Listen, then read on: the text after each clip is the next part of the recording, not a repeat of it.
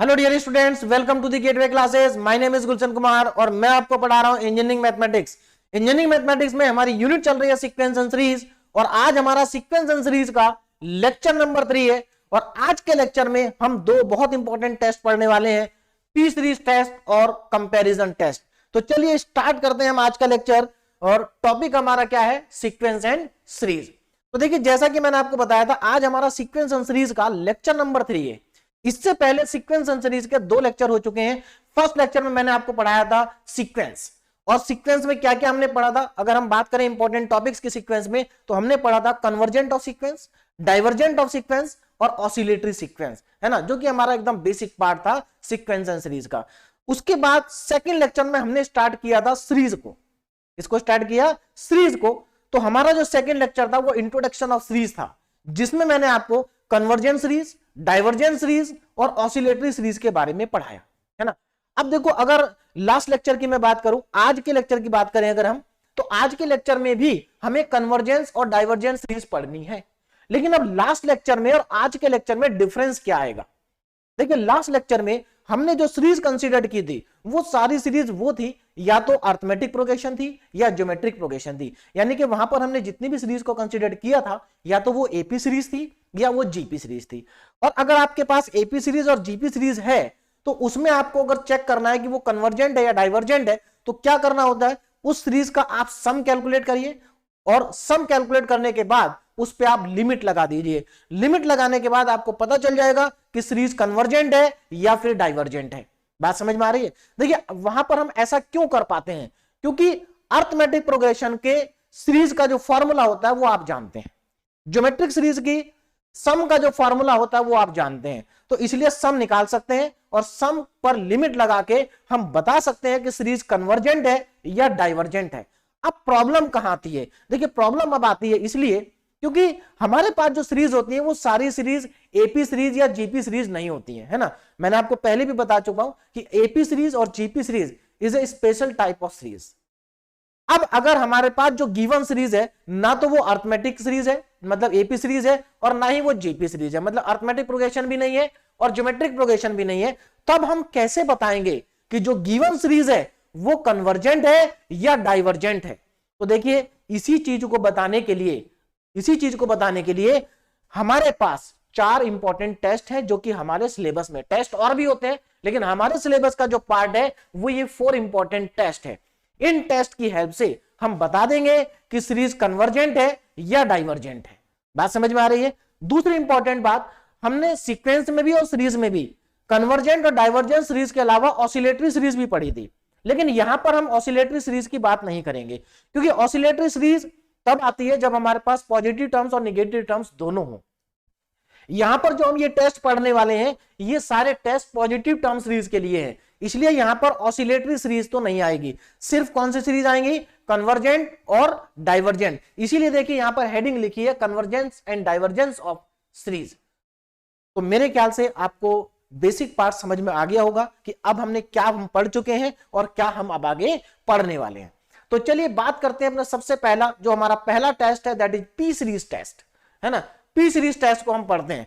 तो P series test क्या है? पी सीरीज टेस्ट को हम हाइपर हार्मोनिक टेस्ट भी बोलते हैं, हाइपर हार्मोनिक टेस्ट। अब ये पी सीरीज टेस्ट कब अप्लाई होगा, है ना, किस कंडीशन में अप्लाई होगा, ये आपके लिए बहुत इंपॉर्टेंट है। अगर आपको यही नहीं पता कि पी सीरीज टेस्ट कब अप्लाई होगा, तो आप उसको अप्लाई नहीं कर पाएंगे। तो जरा ध्यान दीजिए, यहां पर पी सीरीज टेस्ट कब अप्लाई होगा, ध्यान दें। देखिए, एन इनफाइनाइट सीरीज इज, अगर आपको इस फॉर्मेट की इनफाइनाइट सीरीज दे रखी है, किस फॉर्मेट की? देखिए, फॉर्मेट को ध्यान से देखिए, क्या है? समेशन 1/n की पावर p, 1/n की पावर p।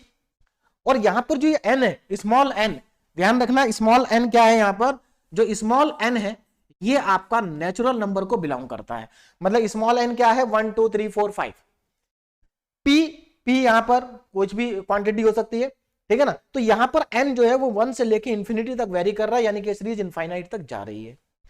1/np। अब आप यहां पर देखो, n की पावर p है, अगर आप n की जगह 1 पुट करोगे तो 1 की पावर p आ जाएगा, n की जगह 2 पुट करोगे तो 2 की पावर p आ जाएगा, 3 पुट करोगे 3 की पावर p आ जाएगा। यानी कि ये जो आपको सीरीज दी गई है इनफाइनाइट सीरीज, इस इनफाइनाइट सीरीज की फॉर्म में अगर कोई सीरीज आपको गिवन है तो आप उसमें पी सीरीज टेस्ट लगा सकते हैं। बात क्लियरली समझ में आ रही है? अगर इस फॉर्मेट में आपको कोई सीरीज गिवन है तो वहां पर आप पी सीरीज टेस्ट लगा सकते हैं, लेकिन ध्यान रखें इस फॉर्मेट को आपको अच्छे से समझना है और इसको ध्यान में रखना है, तभी आप पी सीरीज टेस्ट को लगा पाएंगे। ठीक है, अब जरा ध्यान दीजिए, यानी कि आपको जो गिवन सीरीज है, अगर वो गिवन सीरीज इस फॉर्म में दी गई है या आप उस गिवन सीरीज को इस फॉर्मेट में कन्वर्ट कर सकते हैं, तब आप क्या करेंगे, इसको देखो, यहां पर आपको सिर्फ क्या करना है, इस पी को देखना है। ये जो पी है, अगर इस पी की वैल्यू ग्रेटर देन 1 हुई, अगर पी की वैल्यू ग्रेटर देन 1 हुई तो आपकी जो सीरीज होगी वो कन्वर्जेंट होगी। अगर पी की वैल्यू ग्रेटर देन 1 है तो आपकी सीरीज क्या होगी, कन्वर्जेंट।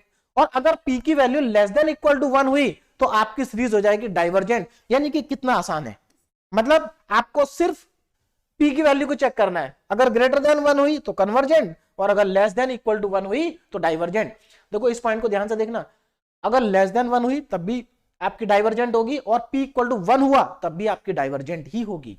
ठीक है, चलिए इसके ऊपर बेस क्वेश्चन करते हैं तो बहुत अच्छे से आपको ये क्लियरली समझ में आ जाएगा। देखिए, test the convergence of the series, हमें इस सीरीज का कन्वर्जेंस टेस्ट करना है, मतलब हमें चेक कर, देखिए कन्वर्जेंस टेस्ट का मतलब ये नहीं कि केवल कन्वर्जेंस ही देखना है, ये कन्वर्जेंस भी हो सकती है, डाइवर्जेंस भी हो सकती है ना। तो चलिए इसको टेस्ट करते हैं। तो देखो ये पहले जो सीरीज आपको दे रखी है, क्या ये इस सीरीज इसी फॉर्मेट में है? डेफिनेटली। देखो आप ऊपर 1 1 है सब में और नीचे क्या है, नीचे भी अगर आप देखोगे तो नीचे भी यहां पर नेचुरल नंबर ही है। देखिए कैसे, ध्यान दे इधर देखो। सबसे पहले एक और इंपॉर्टेंट बात, हमारे पास जो सीरीज होगी, सीरीज की जो nth टर्म होगी उसको हम क्या मानते हैं, un। तो पहले तो मैं एक काम करता हूं, यहां पर ये जो हमें सीरीज दी है इसको मैं क्या मान लेता हूं, समेशन ऑफ un, है ना। आपको मैं पहले भी बता चुका हूं, अगर आपके पास कोई इनफाइनाइट सीरीज दे रखी है तो हम उसको इस तरीके से रिप्रेजेंट करते हैं। un क्या है, यहां पर सीरीज की nth टर्म है ना। तो अगर आप nth टर्म में समेशन लगा देते हैं तो ये क्या रिप्रेजेंट करता है, सीरीज को रिप्रेजेंट करता है ना। तो यहां पर summation un equal to 1 plus 1 upon root 2 plus 1 upon root 3 plus 1 upon root 4, ये हमारे पास सीरीज है। अब इसको जरा ध्यान से देखो, क्या मैं इस सीरीज को इस फॉर्मेट में कन्वर्ट कर सकता हूं? डेफिनेटली। देखो कैसे, और इसी में दिया ही है। देखो हम इसको और कैसे लिख सकते हैं, ऐसे un इज इक्वल टू, देखिए ध्यान से देखिए यहां पर ये जो 1 है, क्या मैं इस 1 के अपॉन में अंडर रूट 1 लिख सकता हूं? 1 के अपॉन में अंडर रूट 1 प्लस 1 के अपॉन में अंडर रूट 2 तो पहले से ही दिया था, plus 1 upon under root 3 plus 1 upon under root 4 plus ये इस तरह से चलते जाएगा। अब अगर मैं आपसे पूछूं कि इस सीरीज की nth टर्म क्या होगी, देखिए यहां पर आपको सीरीज की nth टर्म कैलकुलेट करनी होगी और nth टर्म को कैलकुलेट करना बहुत आसान होता है। अब यहां पर जरा आप ध्यान दीजिए, अगर मैं आपसे पूछूं इस सीरीज की nth टर्म क्या है, तो देखिए इस सीरीज की जो nth टर्म जब आप निकालेंगे तो देखो हो क्या रहा है, यहां पर ये 1 है, ये 2 है। आप रूट को अभी भूल जाइए, आप ये देखिए यहां पर वेरिएशन क्या चल रहा है, ऊपर तो 1 है, नीचे क्या चल रहा है, 1 2 3 4। तो जब हम n टर्म्स पर पहुंचेंगे तो n आ जाएगा।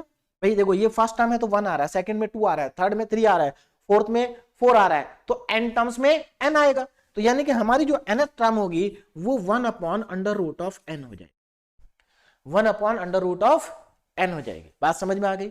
अब 1 upon under root of n, और एक और चीज ध्यान दीजिए, इसको हम और कैसे लिख सकते हैं, इसको ऐसे भी तो लिख सकते हैं 1 अपॉन n की पावर 1/2। और एक और इंपॉर्टेंट ध्यान दो, यहां पर इसको मैं क्या लिख सकता हूं, 1 की पावर 1/2, 2 की पावर 1/2, 3 की पावर 1/2, 4 की पावर 1/2। और अब अगर आप कंपेयर करेंगे तो देखो यही सीरीज आ गई, 1 अपॉन 1 की पावर 1/2, 1 अपॉन 2 की पावर 1/2, 1 अपॉन 3 की पावर 1/2, 1 अपॉन 4 की पावर 1/2। इसका मतलब ये हुआ कि हमारे पास जो ये गिवन सीरीज है इसको मैं ऐसे लिख सकता हूं, un की जगह हम क्या लिख सकते हैं, 1 अपॉन n की पावर 1/2, 1 अपॉन n की पावर 1/2 इक्वल टू 1 की पावर 1/2 प्लस 1 अपॉन 2 की पावर 1/2 प्लस 1 अपॉन 3 की पावर 1/2 प्लस 1 अपॉन 4 की पावर 1/2। अब अगर आप कंपेयर करोगे तो एग्जैक्टली सेम यही चीज आपको मिल गई है। और यहां पर p की वैल्यू कितनी है, p की वैल्यू है 1/2। p कितना आ रहा है आपके पास, 1/2 आ रहा है। देखिए मैंने इतना कुछ यहां पर लिखा, अगर एग्जाम में क्वेश्चन आता है आपको इतना भी लिखने की जरूरत नहीं है, आप सीधे समेशन ऑफ म्यू एन लिखेंगे, उसके बाद इस स्टेप के बाद आप सीधे ये स्टेप लिखेंगे, और यहां से आपको देखो यहां पर क्या है आपके पास, here p is equal to 1/2, p equal to 1/2 है। अब 1/2 कितनी क्या है, 1/2 1 से बड़ा है कि छोटा है, 1 से छोटा है। और अगर p की value less than equal to 1 है तो सीरीज क्या होगी, डाइवर्जेंट होगी। यानी कि यहां पर जो p की वैल्यू है ये क्या है, लेस देन 1 है, लेस देन 1 है। इसका मतलब जो हमें गिवन सीरीज है, गिवन सीरीज क्या है, sigma mu N summation mu N is a divergent series. कैसे सीरीज है, ये एक डाइवर्जेंट सीरीज है। तो कितनी आसानी से हमने पी सीरीज से देखते ही बता दिया कि डाइवर्जेंट है। देखो देखते ही पता चल जाएगा भाई यहाँ पर p की वैल्यू 1/2 आ रही है, तो इसका मतलब p की वैल्यू 1 लेस देन 1 है, तो it is a divergent series. तो बहुत सिंपल सा क्वेश्चन था। अब नेक्स्ट क्वेश्चन देखो जरा, क्वेश्चन नंबर 2। यहां पर देखिए क्या लिखा है, अगर मैं इस सीरीज को, पहले मैं इस सीरीज को लेट मान लेते हैं, जो भी आपको सीरीज दी होगी आप उसको किसके इक्वल मान लेंगे, un के इक्वल, है ना। सीरीज का ये रिप्रेजेंटेशन है, summation of un, infinite series का रिप्रेजेंटेशन है। एक्चुअल में आप इसको ऐसे भी लिख सकते हैं, n इक्वल टू 1 से लेके इनफाइनाइट तक और un। लेकिन ये पहले भी मैं आपको बता चुका था, इनफाइनाइट सीरीज के लिए अगर n equal to 1 to infinite आप नहीं भी लिख रहे तो भी कोई फर्क नहीं पड़ता, आप सिर्फ ऐसे लिख सकते हैं। तो जो गिवन सीरीज है हमने इसको मान लिया, ये कितना है 1 प्लस 1/8 प्लस 1/27 प्लस 1/60। अगर आप इसको ध्यान से देखें तो ये पी सीरीज ही लिखी है। देखिए अब ऐसा नहीं कि आपको डायरेक्ट देखते ही पी सीरीज दिखाई देगी, लेकिन आप उसमें थोड़ा सा अगर सोचेंगे तो आपको तुरंत दिखाई दे जाएगा कि ये पी सीरीज है। देखिए कैसे, देखिए मैं क्या करता हूं, इसको पहले थोड़ा सा हम इसमें चेंज कर लेते हैं, पी सीरीज की फॉर्मेट में कन्वर्ट करने की कोशिश करते हैं। देखिए क्या लिखा, 1 के अपॉन में मैं क्या 1 की पावर 3 लिख सकता हूं। क्यों लिखा मैंने, क्योंकि ये 8 2 की पावर 3 है, देखो, और 27 क्या होता है 1/3 की पावर 3, 64 क्या है 1/4 की पावर, देखिए 1/2 की पावर 3 है ना, 3 की पावर 3 और 4 की पावर 3 प्लस ये हमारे पास है। तो अगर आप यहां पर ध्यान से देखें तो क्या ये इसके साथ रिजेंबल नहीं हो रहा है, पी सीरीज जो है हमारे पास 1 की पावर p, 2 की पावर p, 3 की पावर p, 4 की पावर p, बिल्कुल एग्जैक्टली वही चीज हमारे पास यहां भी बन रही है, 1 की पावर 3, 2 की पावर 3 और 3 की पावर 3 और 4 की पावर 3। इसका मतलब अगर मैं अब इसकी nth टर्म को निकालूं, किसको निकालूं, nth टर्म को अगर मैं इसकी निकालूं तो देखो कितना आएगा, इसकी nth टर्म क्या आ जाएगी, देखो यहाँ 1 की पावर 3 है, 2 की पावर 3 है ना, तो ऐसे जब n टर्म्स पर पहुंचेंगे तो n की पावर 3 हो जाएगा, यानी कि 1/n की पावर 3, 1/n की पावर 3। तो हमारे पास सीरीज क्या हो जाएगी, समेशन ऑफ 1/n की पावर 3, 1/n की पावर 3। तो अब हम इसमें p सीरीज टेस्ट लगा सकते हैं, n की पावर 3, यानी कि p की वैल्यू कितनी आ गई, 3 आ गई, p की वैल्यू कितनी आ गई, 3 आ गई। बोलो बात समझ में आ रही है। तो मैं पूरा ना लिखते हुए सिर्फ ये लिखता हूं म्यू एन, और म्यू एन कितना है 1/n की पावर 3। और यहां से हमें क्या पता चला, यहां से हमें पता चला कि p कितना हमारे पास, p है हमारे पास 3, है ना, p कितना है, here p is equal to 3, p की वैल्यू 3 है, और p की वैल्यू 3 क्या होता है, ग्रेटर देन 1।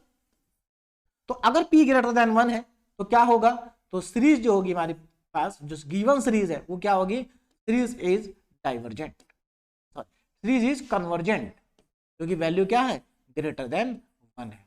तो ये तो था हमारा पी सीरीज टेस्ट, जो कि बहुत ही आसान था और आपको बहुत आसानी से समझ में आ गया होगा। कुछ नहीं करना, आपको सिर्फ चेक करना है कि p की वैल्यू ग्रेटर देन 1 है या लेस देन 1 है या इक्वल टू 1 है। तो लेस देन 1 और इक्वल टू 1 में डाइवर्जेंट आएगा और ग्रेटर देन 1 में कन्वर्जेंट आएगा। बहुत आसानी के साथ आप इसको बता सकते हैं।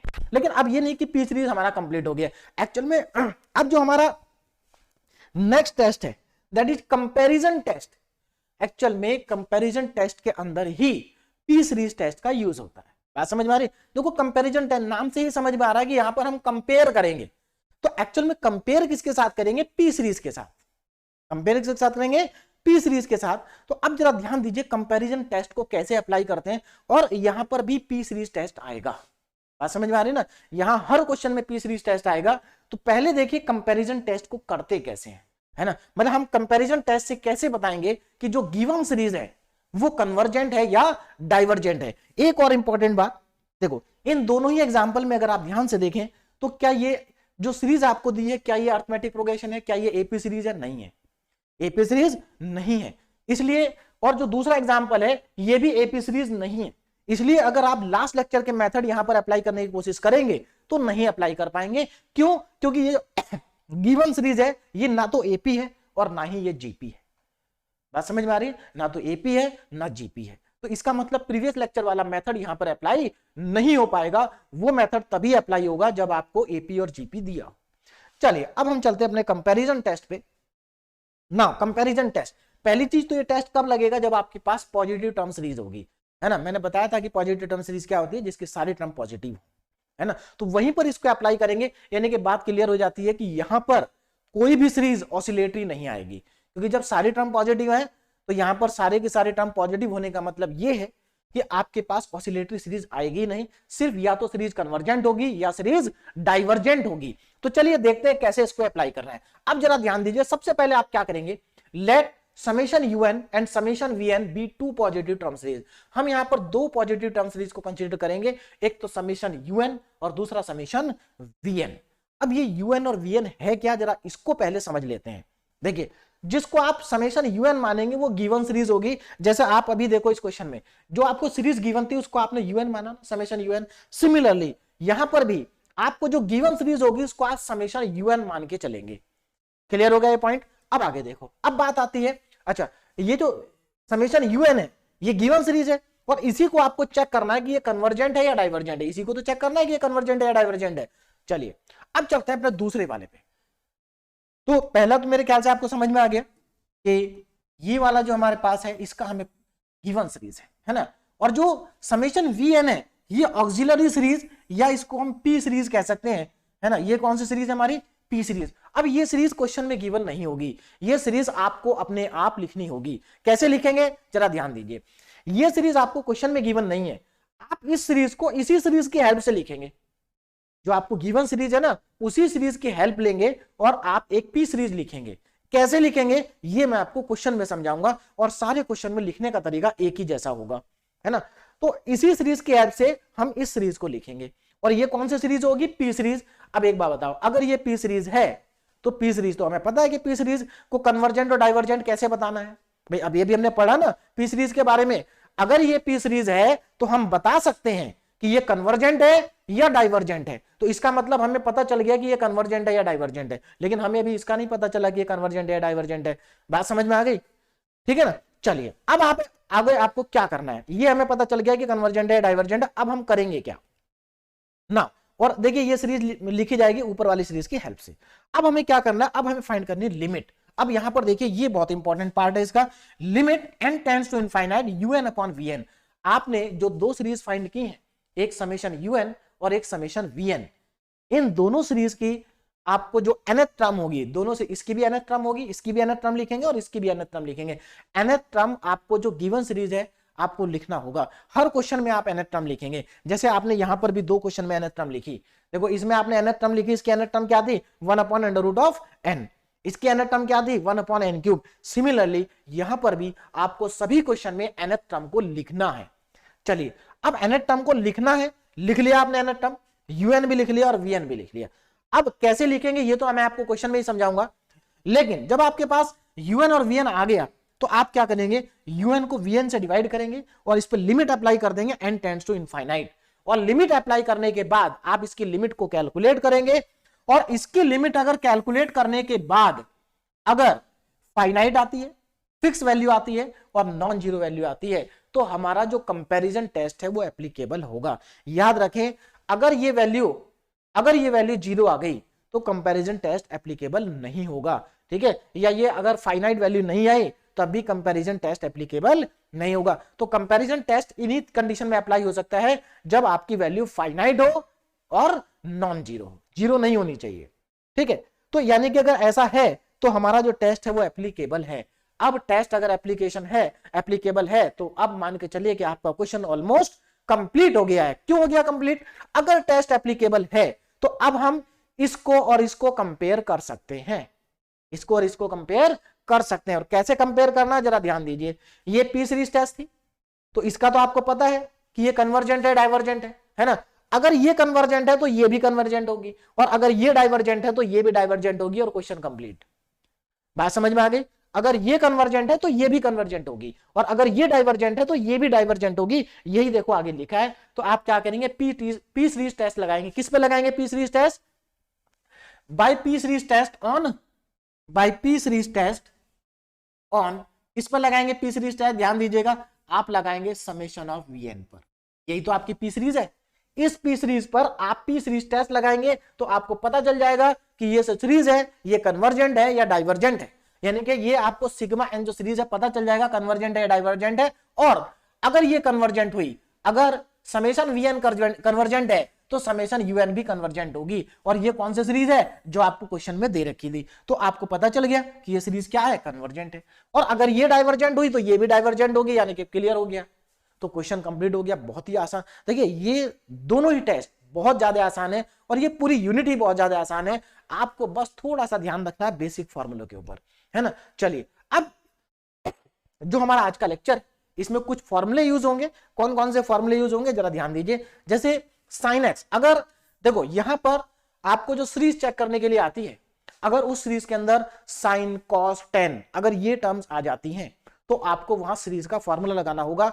जब हमने मैथमेटिक्स 1 पढ़ा था, M1 पढ़ा था, तो वहां पर हमने टेलर सीरीज और मैक्लॉरेन सीरीज में, है ना, sine x, tan x, cos x, sine inverse x, cos inverse x, tan inverse x, इन सब की सीरीज हमने वहां पर लिखी थी, है ना। तो वो सीरीज अब आप यहां पर काम आएंगी। तो अभी जो इंपॉर्टेंट है मैंने यहां पर लिख दी है। जैसे साइन एक्स की सीरीज बहुत इंपॉर्टेंट है। क्या होती है? X minus x cube upon 3 factorial plus x की power 5 upon 5 factorial minus x की पावर 7 अपॉन 7 फैक्टोरियल।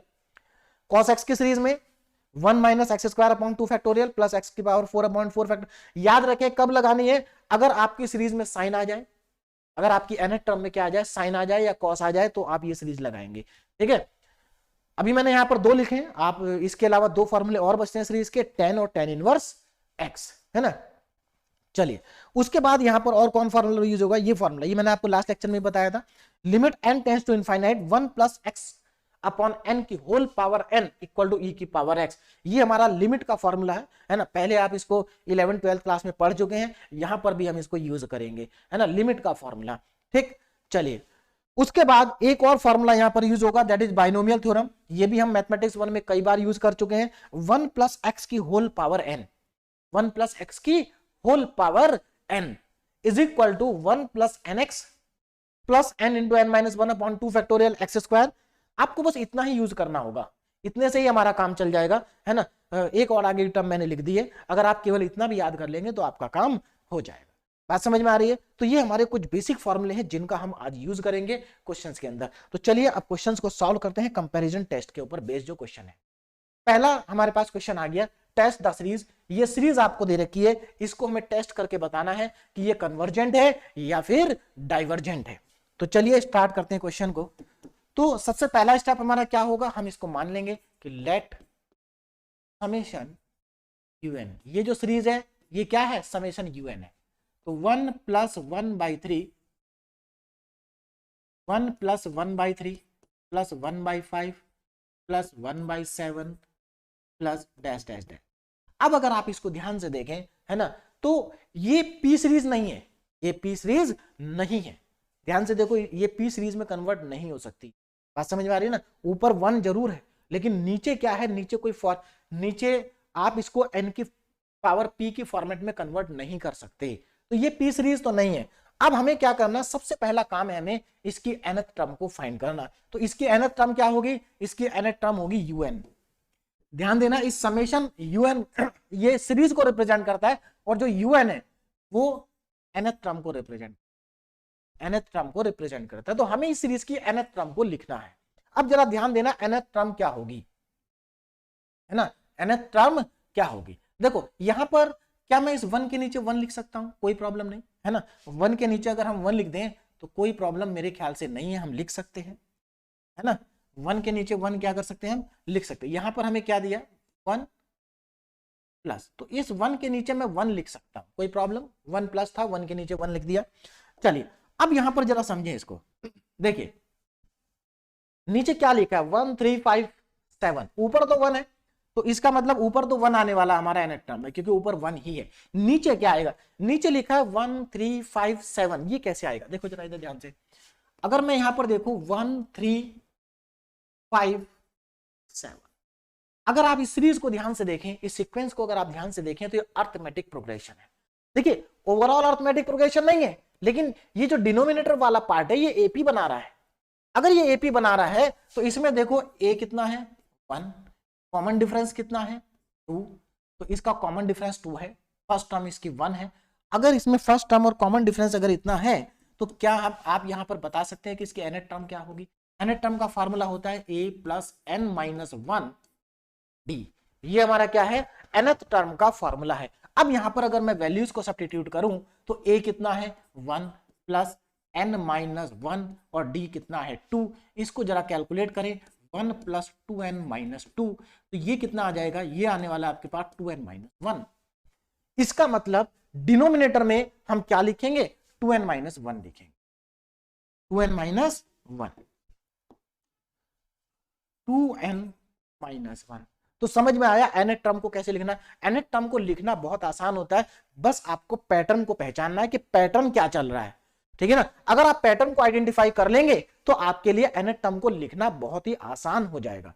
अब आप इसमें चेक करके देख सकते हैं n क्या है, यहां पर नेचुरल नंबर है। देखो अगर मैं n की जगह 1 पुट करूंगा तो 2 माइनस 1 1 आ जाएगा, फिर इसकी जगह मैं 2 पुट करूंगा तो 2 2 जा 4, 4 माइनस 1 3 आ जाएगा, 3 पुट करूंगा तो 6 माइनस 1 5 आ जाएगा, 4 पुट करूंगा तो 8 माइनस 1 7 आ जाएगा। तो मेरे ख्याल से ये बात आपको क्लियरली समझ में आ गई होगी।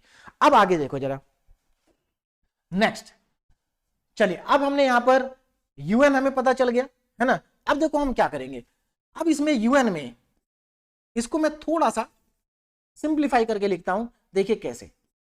un is equal to 1 upon, मैं इसमें से n को कॉमन लेता हूं, क्या करता हूं n को मैंने इसमें से कॉमन लिया तो देखो क्या बचेगा 2 माइनस 1 अपॉन, अगर आप नीचे से 2n माइनस 1 में से अगर आप n को कॉमन लेते हैं तो अंदर बचता है 2 माइनस 1 अपॉन n। ऐसा मैंने किया क्यों, वो भी मैं आपको बता देता हूं ऐसा क्यों किया मैंने।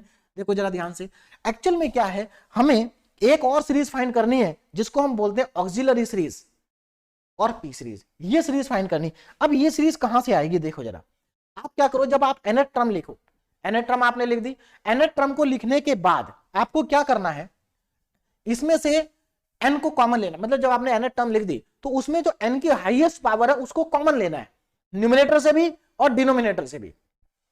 याद रखिए न्यूमरेटर से भी कॉमन लेना, डिनोमिनेटर से भी। तो यहां पर न्यूमरेटर में तो ऊपर तो यहां है नहीं n, तो हमने यहां से लिया नहीं कुछ, नीचे n है और देखो नीचे हाईएस्ट पावर क्या है n की 1 ही है, इसलिए हमने n की पावर 1 को कॉमन ले लिया, तो मतलब n को कॉमन ले लिया, तो ये बचा हमारे पास। कॉमन लेने के बाद अब देखो जरा ध्यान से, कॉमन लेने के बाद अब जो हमारे पास ऑक्सिलरी सीरीज होगी, कौन सी सीरीज, ऑक्सिलरी सीरीज, वो क्या होगी जरा मैं वो बता देता हूं आपको। ऑक्सिलरी सीरीज, ऑक्सिलरी सीरीज देखो कॉमन लेने के बाद, कॉमन लेने के बाद जो आपके पास बाहर कॉमन आ जाता है, जो आपके पास बाहर कॉमन आ जाता है, वो जो कॉमन वाला पार्ट होगा ना उसी को हम कहते हैं ऑक्सिलरी सीरीज की nth टर्म। ऑक्सिलरी सीरीज की nth टर्म, यानी कि यहां पर मेरे पास जो vn हो गया वो हो गया 1 अपॉन n, ऊपर से 1 आया और नीचे से n आया, तो ये हमारे पास क्या आ गया 1 अपॉन n आ गया। अब इसको लिखने का एक तरीका और भी है, वो भी मैं आपको बता देता हूं कैसे लिखेंगे। देखो इसको लिखने का दूसरा तरीका ये है कि आप कॉमन मत लीजिए, है ना, कॉमन मत लीजिए। आपको क्या करना है, आपको न्यूमरेटर में देखिए, न्यूमरेटर में n की हाईएस्ट पावर क्या है, और जो n की हाईएस्ट पावर है उसको लिख लीजिए। तो ऊपर तो n है ही नहीं, तो इसका मतलब ऊपर नहीं है, तो ऊपर सिर्फ आपका 1 आएगा। फिर नीचे देखो, नीचे n की हाईएस्ट पावर क्या है 1 है, तो आप नीचे डिनोमिनेटर में n की पावर 1 लिख दो, मतलब n लिख दो, बात खत्म। कुछ और लिखना ही नहीं है पूरे में से, बस आपको n की जो हाईएस्ट पावर है उसको उठा के न्यूमरेटर में भी लिखना है और डिनोमिनेटर में भी लिखना है, ठीक है। तो आपके पास ऑक्सिलरी सीरीज आ जाएगी और पी सीरीज आपके पास आ जाएगी। तो यहां से हमारे पास पी सीरीज तो आ गई। अब देखो आगे, अब इसके आगे क्या करना है, आपके पास un आ गया, आपके पास vn आ गया। अब सबसे पहले निकालेंगे हम लिमिट, क्या निकालेंगे, लिमिट को हम फाइंड आउट करेंगे। अब जरा यहां पर ध्यान दीजिए, नाउ लिमिट, तो लिमिट निकालना है, limit n tends to infinity un upon vn, यही फॉर्मूला था हमारा लिमिट कैलकुलेट करने का। देखो जरा ध्यान से, हमें लिमिट फाइंड आउट करने दे, ये un अपॉन vn, तो हमने वही फॉर्मूला यहां पर लगा दिया un अपॉन vn। अब इसमें वैल्यू को पुट कर दीजिए। un कितना है जरा ध्यान दीजिए। अब un कौन सा वाला पुट करना है, देखो ध्यान से। मैंने यहां पर डायरेक्ट भी मैं इसको लिख सकता था, मैंने ऐसा क्यों लिखा, मैंने यहां पर n को कॉमन ले लिया ना, तो आप ये वाला un पुट करिए, इसको नहीं पुट करिए, इसको पुट करिए। बात समझ में आ रही? अगर आप कॉमन ले चुके हैं तो आप इसको पुट करिए। चलिए इसको मैं पुट करता हूं, 1 upon n 2 minus 1 upon n, ये तो un हुआ। अब इसको डिवाइड करना vn से, तो vn कितना है 1 अपॉन n। देखो अगर आप किसी चीज को ध्यान दीजिए, अगर आप un को 1 किससे डिवाइड कर रहे हैं, 1 अपॉन n से डिवाइड कर रहे हैं, तो ये n क्या हो जाएगा, ऊपर चला जाएगा। यानी कि मैं यहां पर क्या डायरेक्ट ऐसे लिख दूं, n अपॉन, ये बात आपको मालूम होगी जब हम किसी चीज को डिवाइड करते हैं, अगर हमें किसी को डिवाइड करना है तो आप उसके रेसिप्रोकल से मल्टीप्लाई करते हैं तो एक ही बात है। तो मैंने क्या किया, नीचे लिखने के बाद 1 अपॉन n इसके नीचे लिख, अगर मैं 1 अपॉन n इसके नीचे लिखूंगा तो n सबसे ऊपर ही चला जाएगा, और यहां पर हमेशा ये कैंसिल आउट होगा।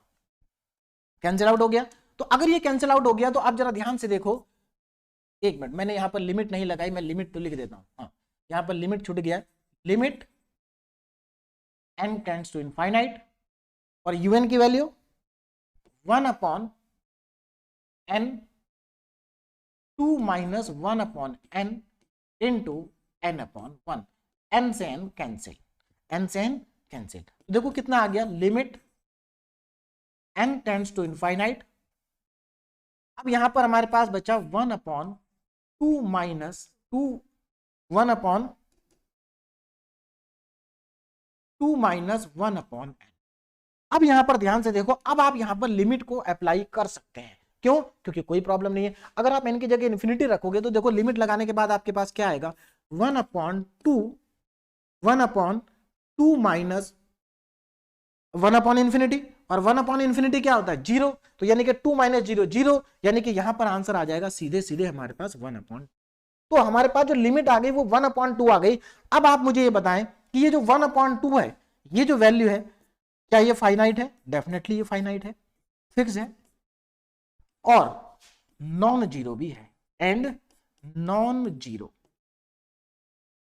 बोलो बात समझ में आ रही है? फाइनाइट भी है, फिक्स भी है, नॉन जीरो भी है। तो अगर हमारी लिमिट फाइनाइट भी हो, फिक्स भी हो, और नॉन जीरो भी हो, तो टेस्ट क्या होगा, एप्लीकेबल होगा। तो हमारा जो टेस्ट है, हम यहां पर क्या लिखेंगे कि टेस्ट इज एप्लीकेबल। बोलो बात समझ में आ रही है? Test is applicable. चलिए, तो अब हमारा यहां पर जो टेस्ट होगा वो एप्लीकेबल होगा। तो अब यहां ध्यान दीजिए, मैं नेक्स्ट स्लाइड पे जाता हूं। तो टेस्ट इज एप्लीकेबल है ना, टेस्ट इज एप्लीकेबल, जो हमारा टेस्ट है वो एप्लीकेबल होगा, टेस्ट इज एप्लीकेबल। अब जरा यहां पर ध्यान दीजिए, अगर टेस्ट एप्लीकेबल है, अगर टेस्ट एप्लीकेबल है तो अब क्या करेंगे, है ना।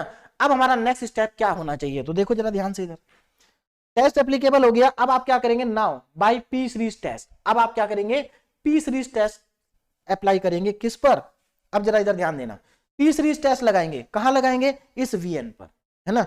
तो by P series test, by P series test, है ना।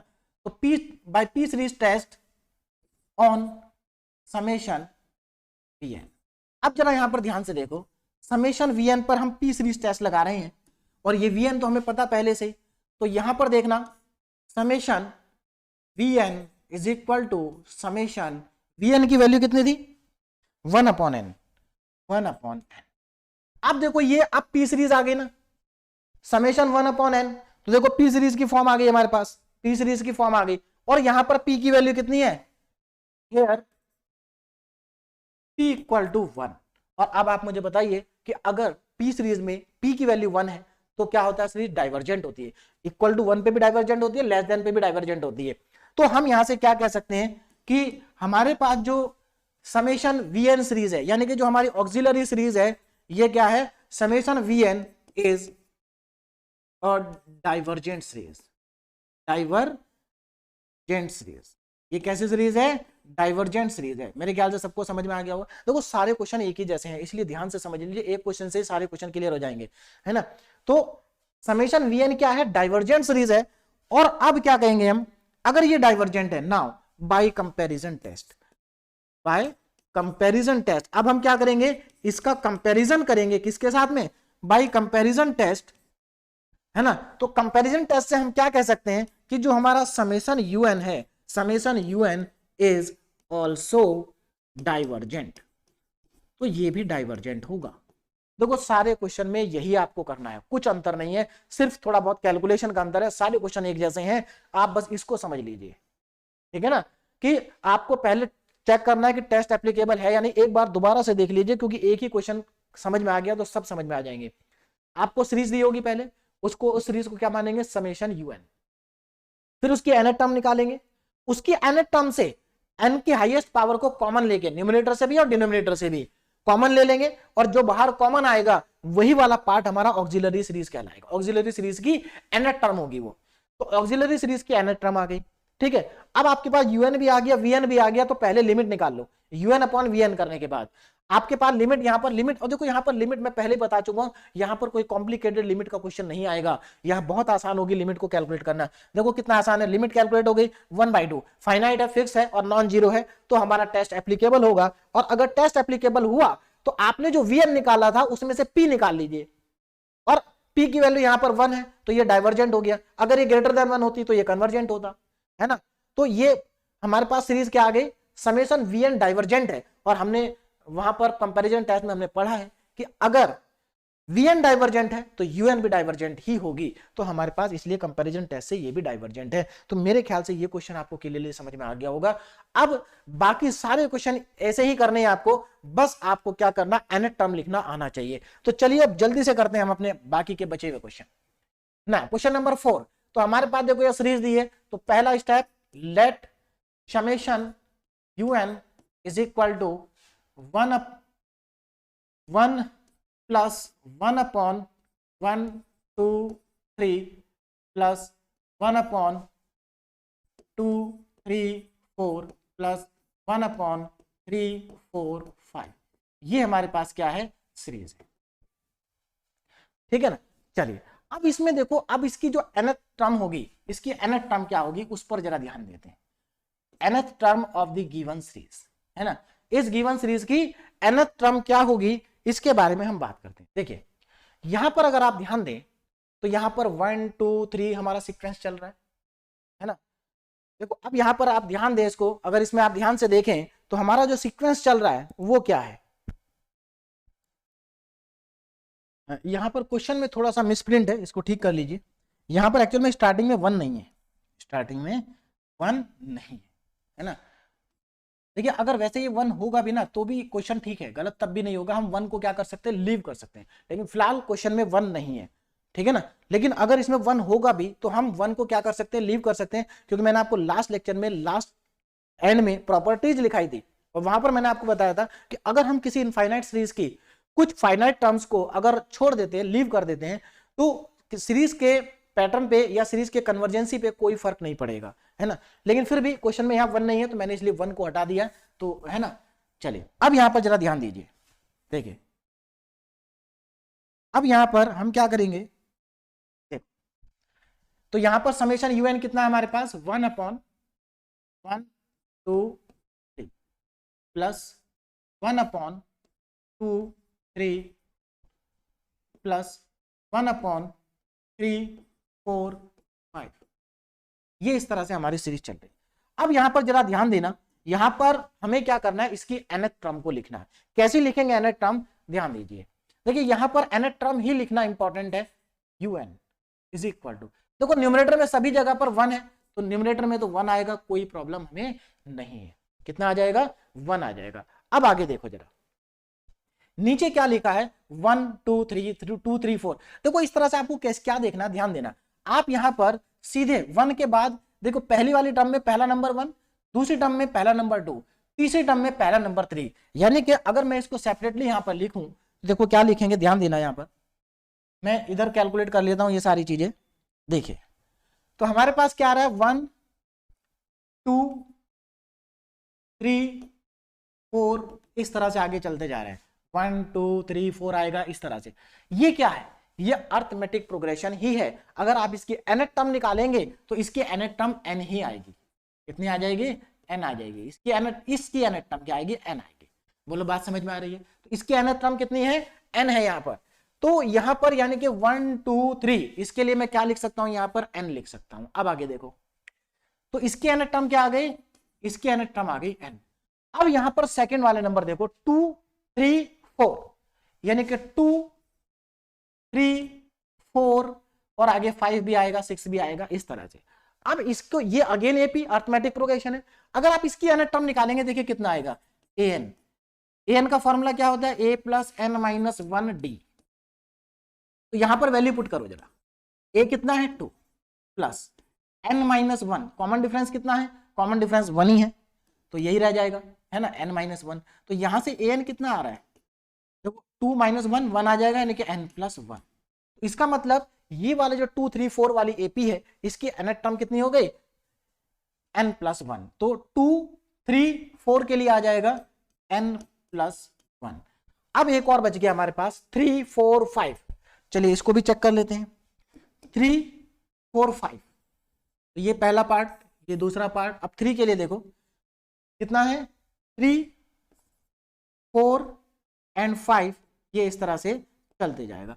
अब इसकी अगर मैं nth टर्म को निकालूं an, तो देखो फर्स्ट टर्म कितनी है? a plus n minus 1d आएगा। और यहां पर nth टर्म a कितना? फर्स्ट टर्म 3 प्लस यहां पर कॉमन डिफरेंस 1 है तो n माइनस 1 ही आ जाएगा, यानी कि nth टर्म हमारे पास आ जाएगी n प्लस 2। n प्लस 2 हमारे पास आ जाएगा। तो मेरे ख्याल से आपको क्लियरली समझ में आ गया होगा कि यहां पर nth टर्म क्या आएगी। ठीक, तो यहां से हमें पता चल गया कि जो हमारा थर्ड फैक्टर आएगा वो n प्लस 2। तो ये मेरे ख्याल से आपको क्लियरली समझ में आ गया होगा कि किस तरह से हमने यहां पर इस सीरीज को लिखा है ना। तो बहुत ही सिंपल और आसान है इसको लिखना। अच्छा, इसमें एक प्रिंटिंग मिस्टेक और भी है इसमें, है ना, इसको भी ध्यान नहीं दिया है। देखिए एक्चुअल में ऊपर न्यूमरेटर में यहां पर 1 और 1 के बाद यहां पर आपके पास 3 है, कितना है? 3। और यहां पर है 5, 1 3 5 और उसके बाद 7 आएगा। तो ऊपर न्यूमरेटर में भी यहाँ थोड़ा सा प्रिंटिंग मिस्टेक है ना। तो जरा इसको एक बार इसको भी करेक्ट कर लेते हैं। देखिए तो ऊपर क्या आ रहा है? कोई प्रॉब्लम नहीं, नीचे वाला हमारा ठीक लिखा है ना। नीचे वाला हमारा क्या है? ठीक है। यहां पर और यहां पर थोड़ा सा चेंज आएगा, देखिए ध्यान दें जल्दी से। तो यहां पर कितना आएगा? ऊपर 3 और यहां पर कितना आएगा? 5, है ना। तो अब यहां पर इसका मतलब एक सीरीज और मिल गई हमें 1 3 5 और इसकी भी nth टर्म लिखेंगे। तो देखिए 1 3 5, अब मैं यहां पर लिख देता हूं इसको, यहां साइड में इसको कर लेते हैं। देखिए ध्यान दीजिए, हमारे पास सीरीज है 1 3 1 3 5। क्या ये भी सीक्वेंस जो ये सीरीज है ये भी एपी है? तो इसमें अगर आप देखें तो अगर मैं इसकी nth टर्म को निकालूं तो first term 1 plus n minus 1, है ना, और d कॉमन डिफरेंस कितना है यहाँ पर? 2। तो इसको अगर आप कैलकुलेट करेंगे तो 1 प्लस 2n माइनस 2, ये आपका कितना आ जाएगा? 2n माइनस 1 आपके पास यहां से आ जाएगा। ठीक है ना। तो ये वाला पार्ट भी मेरे ख्याल से आपको समझ में आ गया होगा। ठीक, तो हमने यहां पर सारी nth टर्म को कैलकुलेट कर लिया। अब ये क्या करेंगे? 2n माइनस 1 को हम क्या करेंगे? ऊपर लिखेंगे ना, 2n माइनस 1। चलिए तो यहां पर हमारे पास आ गया 2n माइनस 1। ठीक, तो अब करेक्ट हो गया। इसमें एक्चुअल में कुछ प्रिंटिंग मिस्टेक थी जिसकी वजह से यहां पर थोड़ा सा वेरिएशन आ गया था। चलिए तो अब हमारा ये क्वेश्चन बिल्कुल करेक्ट हो गया। ऊपर आएगा 2n माइनस 1, नीचे आएगा n into n plus 1 upon n plus into n plus 2। ये हमारी है nth सीरीज, nth टर्म। अब क्या करेंगे? इसमें से कॉमन ले लेंगे, न्यूमरेटर से भी और डिनोमिनेटर से भी। जरा ध्यान दे क्या कॉमन आएगा। देखो मैं न्यूमरेटर से n को, देखो ऊपर n की सबसे बड़ी पावर क्या है? 1, n ही है। तो ऊपर से n को कॉमन ले लो। जब आप ऊपर से n को कॉमन लेंगे तो अंदर क्या बचेगा? 2 माइनस 1 अपॉन n। अब नीचे आ जाओ, नीचे देखो एक n तो पहले से ही बाहर है, एक n इसमें से कॉमन आ जाएगा तो इसमें से n कॉमन आएगा तो 1 प्लस 1 अपॉन n बचेगा।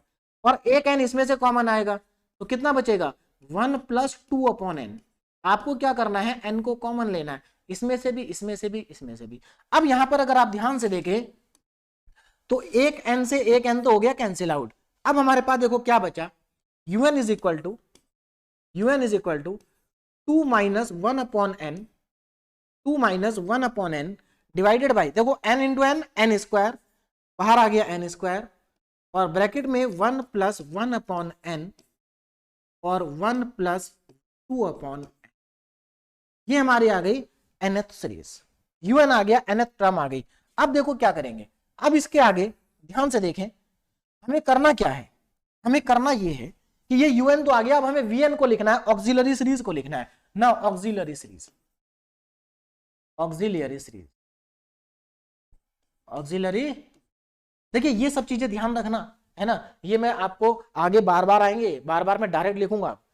तो ऑक्सिलरी सीरीज क्या हो जाएगी, ध्यान से देखें, ऑक्सिलरी सीरीज हमारे पास आ जाएगी Vn equal to auxiliary series की nth टर्म। मैंने क्या कहा था, जो पार्ट आपने कॉमन लिया है वही Vn होगा, तो इसमें से कॉमन क्या लिया, ऊपर से n लिया, ऊपर से n तो खत्म हो गया है ना, और नीचे में हमें n स्क्वायर बचा हुआ जो हमने कॉमन लिया था, यानी कि ऊपर तो हमारे पास 1 बचा जो हमने कॉमन लिया था, भाई ऊपर हमने n कॉमन लिया था वो कैंसिल आउट हो गया, ऊपर 1 ही बचा हमारे पास, और न्नीचे क्या बचा, n स्क्वायर। तो कितना आसान है लिखना ऑक्सिलरी सीरीज को, है ना। या आप दूसरे तरीके से भी लिख सकते हैं, कैसे, आपको मैंने क्या कहा था, ऊपर आप देखो न्यूमरेटर में n की सबसे बड़ी पावर क्या है, n ही है, तो न्यूमरेटर में आ जाएगा n। डिनोमिनेटर में n की सबसे बड़ी पावर, अगर आप देखो ये तीनों को जब आप मल्टीप्लाई करोगे तो 3n मल्टीप्लाई होंगे तो n की पावर 3 आएगा, यानी कि नीचे आएगा n की पावर 3। और आप इसको, ऊपर n की पावर 1 है, नीचे n की पावर 3 है, तो आप इसको क्या लिख सकते हैं, 1 upon N square, 1 upon N square. आप लिखने के लिए इसको ऊपर ले जाकर लिख सकते हैं n की पावर -2, लेकिन हमें वैसे नहीं लिखना है क्योंकि हमें p सीरीज के फॉर्मेट में लिखना है, ठीक है। तो यहां से हमारे पास Vn आ गया। दोनों तरीके मैंने आपको बता दिए, जो आपको अच्छा लगे आप वैसे कर सकते हैं। इससे फायदा क्या होगा, इससे फायदा ये होगा कि इसमें लिमिट लगाना आसान होगा, है ना, क्योंकि जब आप लिमिट लगाएंगे कॉमन तो आपको तब भी लेना पड़ेगा, तो जब आपको बाद में कॉमन लेना तो इससे अच्छा पहले कॉमन ले लो। चलिए, तो अब हमें क्या करना है यहां पर, अब हमें अप्लाई करना है लिमिट। नाउ लिमिट को अप्लाई करते हैं, देखिए तो limit n tends to infinite un upon Vn is equal to, अब हमें un और Vn पे लिमिट को अप्लाई करना है, तो मैं एक काम करता हूं, लिमिट को मैं नेक्स्ट पेज पे ही अप्लाई करता हूं क्योंकि हमारा यहां पर आ नहीं पाएगा। अब देखो जरा, तो यहां पर हमारे पास मैं लिमिट लगा रहा हूं यहां पर, now limit n tends to infinite un upon Vn is equal to, अब वैल्यू पुट करेंगे यहां पर, limit n tends to infinite un देखो कितना है, अब जरा ध्यान से देखो, ये रहा हमारा un, इस वाले un को पुट करना, ध्यान रखना इसको, जहां से आपने कॉमन लिया है। तो un कितना है हमारे पास, 2 minus 1 upon N, 2 minus 1 upon N numerator में आएगा, डिनोमिनेटर में क्या आएगा, N square 1 plus 1 upon N, N square 1 plus 1 upon N, और सेकेंड वाले पे 1 plus 2 upon N, 1 plus 2 upon N, और इसको डिवाइड करना है Vn से, Vn कितना है 1 अपॉन एन स्क्वायर, तो सीधी सी बात है, अगर 1 अपॉन एन स्क्वायर है तो एन स्क्वायर ऊपर चला जाएगा, एन स्क्वायर ऊपर चला जाएगा और 1 नीचे आ जाएगा, और यहां से सीधे सीधे एन स्क्वायर से एन स्क्वायर ये हमेशा कैंसिल होंगे, एन स्क्वायर से एन स्क्वायर क्या होंगे, कैंसिल होंगे। और अब आप इसमें लिमिट लगा सकते हैं, कोई प्रॉब्लम नहीं है। देखो मैं यहां पर लिमिट लगा रहा हूं, ध्यान देना, लिमिट, चलिए एक बार और लिख लेता हूं, वरना आप डायरेक्ट भी लिमिट लगा सकते हैं, n टेंड्स टू इनफाइनाइट, बचा क्या हमारे पास, ऊपर बचा 2 माइनस 1 अपॉन एन, और नीचे बचा 1 plus 1 upon N, 1 plus 2 upon N, है ना। तो देखो कितना आसान हो गया, हमने कॉमन पहले ले रखा था, अब हम लिमिट लगा सकते हैं। अगर आप इसमें लिमिट लगाएंगे तो आपके पास कितना आ जाएगा, देखो यहां पर 2 माइनस 0, क्योंकि 1 अपॉन इन्फिनिटी रखेंगे, 1 अपॉन इन्फिनिटी 0 होता है, अपॉन में 1 प्लस 0, और यहां पर क्या आ जाएगा 1 प्लस अगेन 0। तो कुल मिला के हमारे पास आंसर कितना आ रहा है, 2 आ रहा है। तो लिमिट कितनी आ गई, 2 आ गई। अब मुझे बताइए, अगर लिमिट 2 है, अगर लिमिट 2 है तो हमारा जो टेस्ट है वो क्या हो गया, एप्लीकेबल हो गया। लिमिट 2 होते ही हमारा टेस्ट क्या आ गया, एप्लीकेबल आ गया। तो 2 क्या है, फाइनाइट, जो 2 हमारे पास आया है ये कैसा है, ये कैसी वैल्यू है, finite, fixed and non zero, finite भी है, फिक्स भी है और नॉन जीरो भी है। ये 2 हमारे पास आ गया। तो हमें क्लियरली पता चल गया कि हमारा टेस्ट जो है वो क्या है, एप्लीकेबल है। तो now test is applicable. Test क्या हो गया, एप्लीकेबल हो गया हमारा। अब अगर टेस्ट एप्लीकेबल हो गया तो अब क्या करना है, अब हम करेंगे by P series test, by P series test on, किस पे लगाएंगे P series test, summation of VN पे। अब जरा ध्यान देना, समेशन ऑफ वीएन पर हम पी सीरीज टेस्ट लगा रहे हैं, तो summation of VN is equal to summation, VN कितना है 1/n², वीएन कितना है 1/n²। तो अब पी सीरीज टेस्ट से पी की वैल्यू कितनी है 2 है, तो यहां पर पी कितना है 2 है, जो कि ग्रेटर देन 1 है। और अगर पी की वैल्यू 2 है और ग्रेटर देन 1 है तो आप सोच सकते हैं कि ये सीरीज कौन सी होगी, डाइवर्जेंट। हेंस हम कह सकते हैं, hence summation VN is a convergent series. कैसे सीरीज होगी, कन्वर्जेंट होगी, कन्वर्जेंट सीरीज। तो ये कन्वर्जेंट सीरीज हो गई ना। अगर ये कन्वर्जेंट है तो by comparison test, by comparison test हम क्या करेंगे, इसके साथ कंपेयर करेंगे। By comparison test summation UN is also convergent, ये भी क्या हो गया, कन्वर्जेंट हो गया और हमारा क्वेश्चन कंप्लीट हो गया। तो एक ही जैसे क्वेश्चन है, अंतर है सिर्फ और सिर्फ nth टर्म को लिखने में। अगर आपको nth टर्म लिखना आ गया तो फिर बहुत आसान हो जाएगा क्वेश्चन आपके लिए। अब हम चलते हैं अपने नेक्स्ट क्वेश्चन पे। देखिए नेक्स्ट क्वेश्चन क्या है, टेस्ट द सीरीज। इस सीरीज को हमें टेस्ट करना है, सीरीज को क्या करना है, टेस्ट करना है। तो देखिए यहां पर क्या है, मतलब हमें बताना है कि कन्वर्जेंस है या डाइवर्जेंस है। तो चलिए सबसे पहले इस सीरीज को मैं लिख लेता हूं, तो इधर ध्यान दें। तो सीरीज है हमारे पास, मान लेते हैं इसको, let summation un is equal to 1 + 1/2 का स्क्वायर प्लस 2² 3 की पावर 3 प्लस 3 की पावर 3/4 की पावर।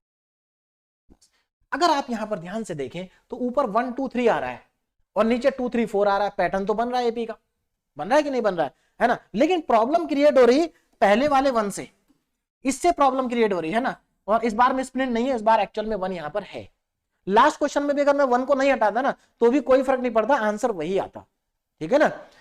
चलिए तो यहां पर 1 इस बार है, मिसप्रिंट नहीं है, तो क्या करें, अब इस 1 को लीव कर देते हैं। देखिए लास्ट लेक्चर में एंड में मैंने आपको प्रॉपर्टीज ऑफ सीरीज लिखवाई थी और वहां पर मैंने आपको बताया था कि अगर आप किसी सीरीज में से कोई टर्म को छोड़ देते हैं तो उससे उसके कन्वर्जेंसी और डाइवर्जेंसी पे कोई फर्क नहीं पड़ता है। तो हम क्या करेंगे यहां पर, लिविंग फर्स्ट टर्म, हम फर्स्ट टर्म को यहां पर लीव कर देंगे, लिविंग फर्स्ट टर्म है ना। फर्स्ट टर्म को क्या करेंगे, यहां से लीव करेंगे। क्यों करेंगे लीव, क्योंकि यहां पर इसको लीव करने से कोई फर्क नहीं पड़ रहा है। आप चाहें तो पूरा लिख सकते हैं, living first term as it does not effect the convergency और डाइवर्जेंसी ऑफ द सीरीज, है ना। इसके लीव करने से कन्वर्जेंसी और डाइवर्जेंसी पे कोई फर्क नहीं पड़ रहा है, इसलिए हम इसको लीव कर सकते हैं। तो अगर ऐसा है तो हम अब क्या लिखेंगे, now summation un is equal to 1/2² plus 2²/3 की पावर 3 प्लस 3 की पावर 3/4 की power 4 plus dash dash dash, ये आ गया। अब यहां ध्यान से समझो, ऊपर देखो क्या है 1 2 3 4 है ना, 1 2 3 4 आगे जा रहे हैं, यानी कि हमारे पास सीरीज क्या बन रही है। अब यहां पर ध्यान देना, मैं इधर साइड में बता देता हूं हमारे पास क्या क्या बन रहा है। यहां पर देखो, ध्यान दीजिए, देखिए यहां ऊपर हमारे पास बन रहा है, हमें क्या मिल रहा है 1, देखो यहां पर हमें मिल रहा है 1 2 3 1 2 3, ये हमारे पास सीरीज आ रही है। अब एक बात बताइए, 1 2 3 तो नेचुरल नंबर की सीरीज है, तो इसकी nth टर्म क्या होगी, n ही होगी। इसकी nth टर्म क्या होगी, n। आप चाहे तो एपी का फॉर्मूला लगा लें, तब भी n ही आएगा। चलिए तो ऊपर तो n आ गया, है ना। तो अब यहां पर जरा ध्यान से देखें, मैं यहां पर लिखने जा रहा हूं इसकी nth टर्म, तो ऊपर क्या आ रहा है हमारे पास n आ रहा है, लेकिन ये तो 1 2 3 के लिए आ रहा है। लेकिन अब अगर आप इसमें ध्यान से देखें तो यहां भी तो 1 की पावर 1 है, 1 की पावर 1, 2 की पावर 2, 3 की पावर 3, ऐसे बढ़ते जा रहा है। यानी कि जो पावर है, पावर भी कैसा पैटर्न बना रही है 1 2 3, यानी कि पावर में भी एपी बन रही है। तो अगर पावर में भी एपी बन रही है तो पावर की भी जो n टर्म होगी वो भी तो n ही होगी। तो इसका मतलब ऊपर n की पावर n आ गया। और आप देखो, आप जब n की जगह 1 रखोगे तो 1 की पावर 1, 2 रखोगे तो 2 की पावर 2, 3 रखोगे तो 3 की पावर 3, 4 रखोगे तो 4 की पावर 4। That's all. अब यहां पर आगे देखो नीचे क्या आएगा। अगर आप नीचे ध्यान दें, नीचे अगर आप ध्यान दें तो देखो हो क्या रहा है, ये 2 से स्टार्ट हो रहा है, 2 3 4, 2 3 4। और मैं अभी अभी लास्ट स्लाइड में ही बता चुका हूं कि 2 3 4 अगर आ रहा है तो इसकी जो nth टर्म आएगी वो क्या आएगी, इसकी nth टर्म आएगी n+1। देखो ये आप डायरेक्ट, आपको ध्यान रहे, मेरे ख्याल से आप इनको डायरेक्ट याद रख लें तो समय बचेगा आपके पास। कैसे, देखो अगर 1 2 3 है तो nth टर्म 1 है, n है। अगर सीरीज आपकी 2 से स्टार्ट हो रही है, सारे नेचुरल नंबर है और कंटिन्यूअस है, अगर सीरीज 2 से स्टार्ट हो रही है 2 3 4 तो n+1 आएगा। अगर 3 से स्टार्ट हो रही है तो n+2 आएगा, 4 से स्टार्ट हो रही है तो n+3 आएगा, 5 से स्टार्ट हो रही है तो n+4 आएगा। तो ये तो बहुत आसान हो गया है ना। तो यहां पर मेरे पास nth टर्म क्या आ गई इसकी n+1, 2 3 4 की nth टर्म क्या आ गई n+1। तो ये लीजिए n+1।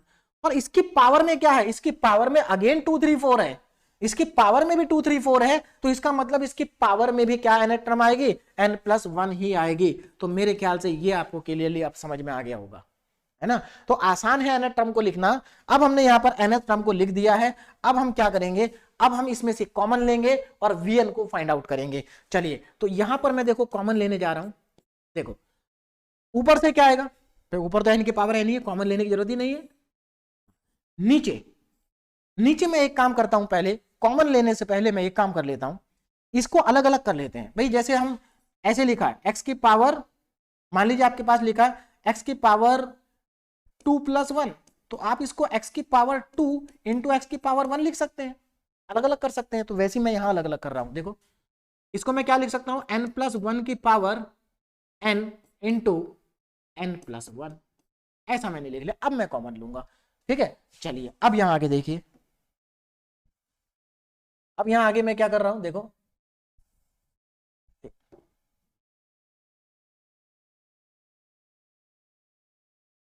देखिए,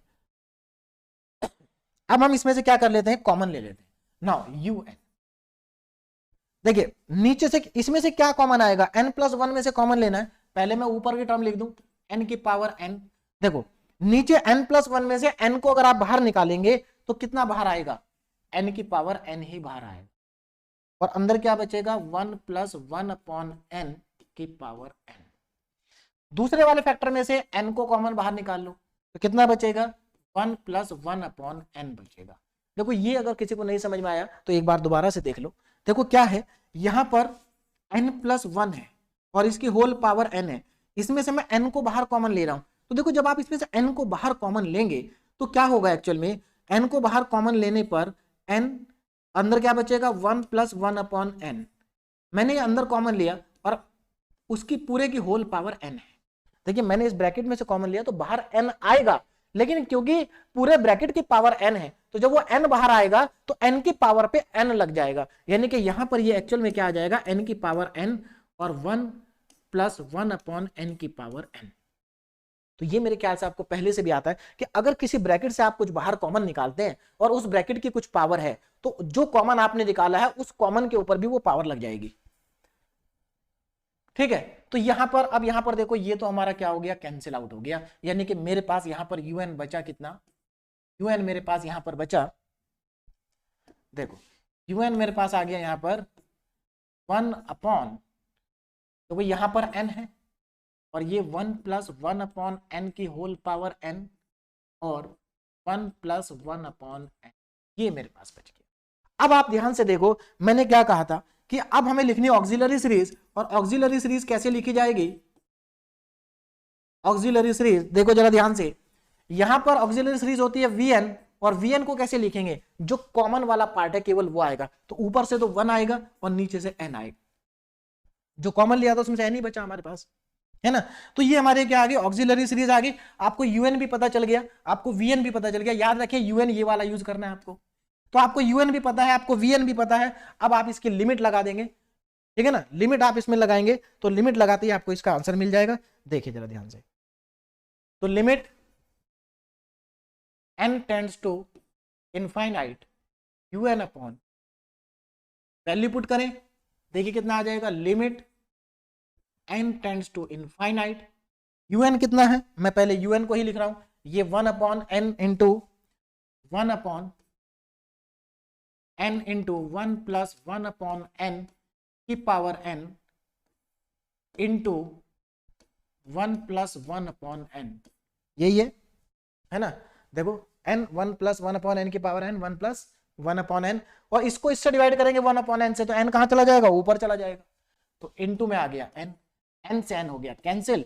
और अब हम इसमें लिमिट को जब अप्लाई करेंगे तो देखो कितना आएगा, limit n tends to infinite, ऊपर हमारे पास बचा 1, नीचे बचा 1 plus 1 upon n whole power n into में 1 plus 1 upon n।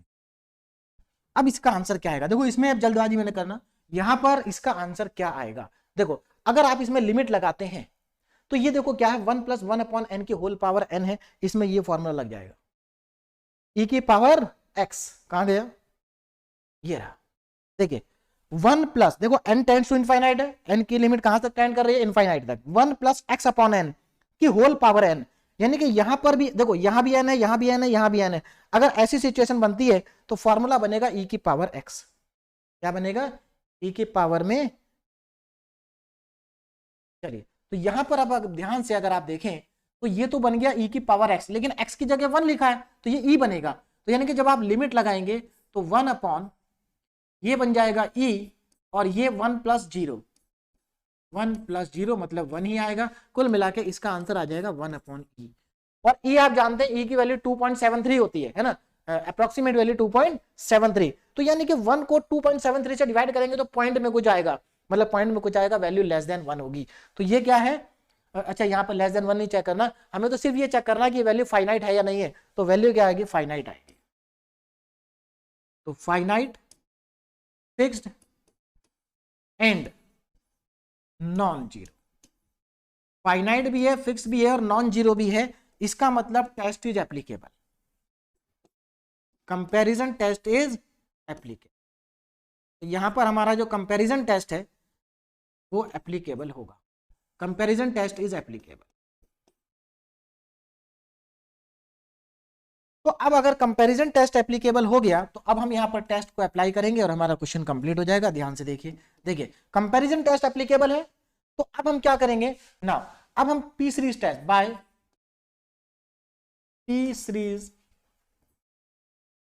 Test on summation VN, क्योंकि वो पी सीरीज ही है, समेशन वीएन क्या है, पी सीरीज है, तो यहां पर summation VN is equal to summation VN कितना है, 1 अपॉन एन है, 1 अपॉन एन है ना यहाँ पर, हाँ 1 अपॉन एन है हमारे पास, ठीक। तो यहां पर अगर आप ध्यान दें तो P कितना आ गया, P आ गया 1, और अगर P 1 है तो सीरीज क्या होगी, डाइवर्जेंट होगी, है ना। तो यहां पर आप क्या लिखेंगे, hence summation Vn is a divergent series, कैसे सीरीज हो गई, डाइवर्जेंट सीरीज हो गई, और अगर ये डाइवर्जेंट है तो by comparison test, by comparison test, अब अगर हम कंपेयर करेंगे तो बाय कंपैरिजन टेस्ट, तो कंपैरिजन टेस्ट के अकॉर्डिंग अगर Vn डाइवर्जेंट है तो Un भी डाइवर्जेंट होगी, है ना, तो summation Un is also divergent. तो मेरे ख्याल से ये कॉन्सेप्ट आपको क्लियर हो गया होगा, है ना। तो यहां पर सिर्फ और सिर्फ आपको nth टर्म लिखनी है, बाकी क्वेश्चंस बहुत ज्यादा आसान है। अब आगे देखें नेक्स्ट क्वेश्चन, देखिए नेक्स्ट क्वेश्चन हमारा, ये क्वेश्चन हमारा कंप्लीट हो गया। चलिए now question number 6, test the convergence of the series, हमें इस सीरीज का कन्वर्जेंस चेक करना है। चलिए देखिए, तो सबसे पहले क्या करेंगे, लेट समेशन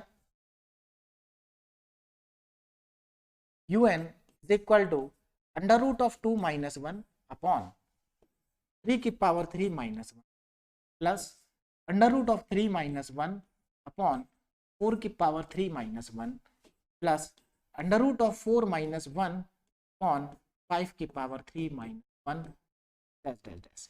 अब जरा यहां पर ध्यान से देखें कि ये सीरीज कन्वर्जेंट है या डाइवर्जेंट है, उसकी बात तो बाद में करेंगे, पहले इसकी nth टर्म को लिखेंगे। तो देखिए इसकी nth टर्म क्या होगी, nth टर्म ना, देखो क्या बन रहा है यहां पर, ध्यान देना, मैं थोड़ा डायरेक्ट लिख रहा हूं क्योंकि बहुत बार बता चुका हूं। देखो अगर आप पहले यहां पर एक एक चीज को लेके चलेंगे, पहले देखो ये √2 √3 √4 पैटर्न बन रहा है, कहां से चल रहा है, 2 3 4 5 2 3 4 5। nth टर्म क्या होगी, 2 3 4 5 के केस में nth टर्म होती है n+1, यानी कि अंडर रूट में आ जाएगा n+1। बोलो बात समझ में आई भाई? अंडर रूट के अंदर आप रूट को छोड़िए, पैटर्न क्या बन रहा है, 2 3 4 5 बनेगा आगे, और देखिए 2 से स्टार्ट हो रहा है नेचुरल नंबर, तो 2 3 4 5 के लिए nth टर्म क्या होती है, n+1। मैंने अभी लास्ट स्लाइड 2 बार कैलकुलेट करा के दिखा चुका हूं आपको ना। माइनस, अब ये तो कोई पैटर्न, ये तो सभी जगह 1 है, तो ये nth टर्म में भी -1 ही रहेगा भाई, nth टर्म में भी -1 ही आएगा। अपॉन, नीचे आ जाओ, देखो 3 4 5, क्यूब की बात बाद में करेंगे, पैटर्न क्या बन रहा है 3 4 5 6, यानी कि 3 से स्टार्ट हो रहा है, तो क्या बनेगा n+2, तो यहां पर आएगा n+2 का पावर, देखो पावर सब जगह 3 है, तो n+2 की पावर 3 -1 एज इट इज रहेगा। तो देखो कितना आसान है nth टर्म को लिखना। nth टर्म हमने लिख दी, अब क्या करेंगे, अब इससे vn लिखेंगे। vn लिखने के लिए हमें इसमें से कॉमन लेना पड़ेगा, ऊपर से भी नीचे से भी। तो देखो जरा मैं यहां पर कॉमन ले रहा हूं, देखिए इस अंडर रूट में से, अंडर रूट के अंदर हाईएस्ट पावर क्या है, यानी कि 1 है, यानी कि n को बाहर निकालो, तो अगर मैं रूट में से n को बाहर निकालूंगा तो n की पावर 1/2 बाहर निकल जाएगा। भाई रूट में से अगर कोई भी चीज बाहर आती है तो उसके ऊपर पावर 1/2 लग जाती है ना, तो यहां से n की पावर 1/2, अंदर क्या बचा, 1 + 1/n बचा, -1 डिवाइडेड बाई, इसमें से बाहर निकालो n को, देखो n+2 की होल पावर 3 है, इसमें से अगर n को बाहर निकालोगे तो n की पावर 3 आ जाएगा, और अंदर क्या बचेगा, 1 + 2/n की होल पावर 3 और -1, ये हमारे पास आ गया। अब आगे देखो, अब यहां से आगे देखिए, देखें अब हमारे पास यहां पर जो un आया, un इज इक्वल टू, अब मैं क्या कर रहा हूं, इस n की पावर 1/2 को पूरे में से बाहर कॉमन निकाल लेता हूं, क्योंकि अभी तो मैंने रूट में से निकाला और ये इसमें से निकाला है, लेकिन मैं पूरे में से बाहर निकालूंगा तभी तो वो मेरा vn आएगा, जब पूरे में से बाहर आएगा। तो यहां से n की पावर 1/2 को अगर मैं पूरे में से बाहर निकालता हूं तो देखो अंदर क्या बचेगा, अंदर हमारे पास बचेगा अंडर रूट में हमारे पास, देखिए यहां पर ऊपर, एक मिनट थोड़ा नीचे लिखता हूं, un इज इक्वल टू, यहां से अगर मैं n की पावर 1/2 को बाहर निकालता हूं तो अंदर बचेगा मेरे पास अंडर रूट में 1 + 1/n, है ना, और माइनस में 1/n की पावर 1/2। क्यों, क्योंकि यहां पर तो 1 था और 1 में से हमने n की पावर 1/2 को कॉमन ले लिया, तो वो नीचे आ जाएगा, डिवाइडेड बाय, नीचे से भी कॉमन लेंगे, नीचे से क्या कॉमन लेंगे, n की पावर 3, तो नीचे से मैंने कॉमन लिया n की पावर 3, अंदर क्या बचा, देखो यहां से n की पावर 3 कॉमन लिया, तो ये तो 1/2 की पावर n की होल पावर 3 ही लिखा जाएगा, माइनस यहां 1 था, यहां से कॉमन ले लिया तो 1/n की पावर 3 आ जाएगा। तो मेरे ख्याल से ये सबको समझ में आ गया होगा कैसे लिखा गया। अब इसको मैं क्या करूंगा, थोड़ा सा और सिंप्लीफाई करके लिख लेते हैं, un, ऊपर n की पावर 1/2 है, नीचे n की पावर 3 है, तो अगर 3 में से 1/2 को माइनस करोगे तो 5/2 आएगा, यानी कि ये हमारे पास बचेगा 1/n की पावर 5/2, है ना, 5/2, और ऊपर क्या बचा न्यूमरेटर में, देखो जरा ध्यान से, ऊपर बचा हमारे पास, पहले ऊपर का लिख लेता हूं, अंडर रूट में 1 + 1/n माइनस 1/n की पावर -1। डिनोमिनेटर में क्या बचेगा, एक तो डिनोमिनेटर में n की पावर 5/2 आ जाएगा, और 1 + 2/n की होल पावर 3 माइनस 1/n की पावर 3, ये बचेगा। ये हमारा लास्ट un की टर्म्स आ चुकी है, इसी से हम लिमिट निकालेंगे। अब मैं यहां पर ऑक्सिलरी सीरीज लिख रहा हूं ना, ऑक्सिलरी सीरीज, तो देखिए ऑक्सिलरी सीरीज क्या होगी, जरा ध्यान से देखें। ऑक्सिलरी सीरीज अगर यहां पर लिखेंगे तो vn is equal to 1/n की पावर 5/2। तो बहुत आसान है, देखो आप लिखने के लिए आप यहां से भी लिख सकते थे, लेकिन मैं कॉमन क्यों ले रहा हूं, क्योंकि कॉमन हमें जब लिमिट निकालेंगे तब लेना ही पड़ेगा, तो इसलिए पहले ही कॉमन ले लेते हैं, तो दो काम एक साथ हो जाएंगे। तो हमारा यहां से vn आ गया। चलिए अब vn आ गया और un भी आ गया, तो अब हम क्या करेंगे, अब हम लिमिट कैलकुलेट करेंगे। तो अब मैं चलता हूं नेक्स्ट पेज पे, देखिए ना, तो यहां पर अब मैं निकालूंगा limit n tends to infinite un, limit n tends to infinite un upon vn। अब जरा यहां पर ध्यान दें, अब मैं यहां पर un और vn को पुट करने जा रहा हूं, तो limit n tends to infinite un देखो कितना है, un ये लिखा है बड़ा सा एक्सप्रेशन, इसको मैं लिख लेता हूं under root 1 plus 1 upon n, under root 1 plus 1 upon n minus 1 upon n की पावर 1/2, ये है हमारा न्यूमरेटर, डिवाइडेड बाय डिनोमिनेटर देखो क्या है, डिनोमिनेटर n की पावर 5/2 तो बाहर है, n की पावर 5/2 बाहर है, ब्रैकेट में क्या है 1 प्लस 2 अपॉन n की होल पावर 3, होल पावर 3 है ना, हाँ 2 अपॉन n की whole power 3 minus 1 upon n की पावर 3 इनटू में, अब vn लिखना है, vn से डिवाइड करना तो मल्टीप्लाई रेसिप्रोकल करके मल्टीप्लाई कर दो, तो vn कितना आ रहा था 5/2, तो n की पावर 5/2 ऊपर चला जाएगा और नीचे 1, और ये कैंसिल आउट हो जाएगा हमेशा की तरह, है ना। अब हमारे पास बचा क्या, देखो हमारे पास बचता है लिमिट, अब अगर मैं यहां पर डायरेक्ट अगर लगा दूं लिमिट को, देखो ये तो कैंसिल आउट हो ही चुका, अब मैं डायरेक्ट लिमिट लगा रहा हूं, देखो यहां पर n की जगह इनफाइनाइट पुट करोगे तो अंडर रूट में क्या बचेगा 1 प्लस 0, वहां भी क्या बचेगा -0 डिवाइडेड बाय, यहां पर देखो 1 प्लस 2 अपॉन इनफाइनाइट मतलब 1 प्लस 0 की होल पावर 3, 1 प्लस 0 की होल पावर 3 और -0, ये हमारे पास बचेगा, है ना। इसको सिंप्लीफाई करोगे तो ऊपर क्या आएगा 1 माइनस 0 और नीचे भी 1 माइनस 0, मतलब कुल मिला के आंसर आया 1। अब 1 क्या है, 1 क्या है, 1 है हमारा finite, fixed and non zero, finite भी है, फिक्स्ड भी है और नॉन जीरो भी हमारे पास ये है। अब अगर ये फाइनाइट, फिक्स और नॉन जीरो है, फाइनाइट भी है, फिक्स भी है और नॉन जीरो भी है, तो इसका मतलब test is applicable, test is applicable. कौन सा test, comparison test is applicable, पूरा लिख लेना आप, कंपैरिजन टेस्ट इज एप्लीकेबल। चलिए अब यहां पर आगे देखें, यहां तक हम पहुंच गए। Now by P series test, देखो सारे स्टेप एक ही जैसे हैं, बाय पी सीरीज टेस्ट, तो इसमें अगर इंपॉर्टेंट कुछ काम है ना तो वो केवल nth टर्म को लिखना, और nth टर्म लिखना बहुत आसान है, तो nth टर्म को एक बार लिख दीजिए और एक बार लिमिट निकाल दीजिए, क्वेश्चन खत्म। चलिए बाय पी सीरीज टेस्ट, तो पी सीरीज टेस्ट से क्या होगा, summation VN is equal to summation, VN कितना आया था हमारे पास, वीएन था हमारे पास n की पावर 5/2 है ना, 1 अपॉन n की पावर 5/2, तो यहां पर अगर आप ध्यान दें तो p कितना आ रहा है, यहां पर p की वैल्यू आ रही है 5/2, 5/2 क्या होता है ग्रेटर देन 1, और अगर p ग्रेटर देन 1 है तो हमारे पास सीरीज क्या होगी, कन्वर्जेंट होगी, तो देयरफॉर या hence summation Vn is a convergent series. चलिए कन्वर्जेंट सीरीज है, पता चल गया। नाउ बाय कंपैरिजन टेस्ट, अब हम क्या लगाएंगे, कंपैरिजन टेस्ट लगाएंगे, हम इसको कंपेयर करेंगे by comparison test, by comparison test. तो कंपैरिजन टेस्ट के अकॉर्डिंग जो हमारा समेशन un है is also convergent, is also convergent.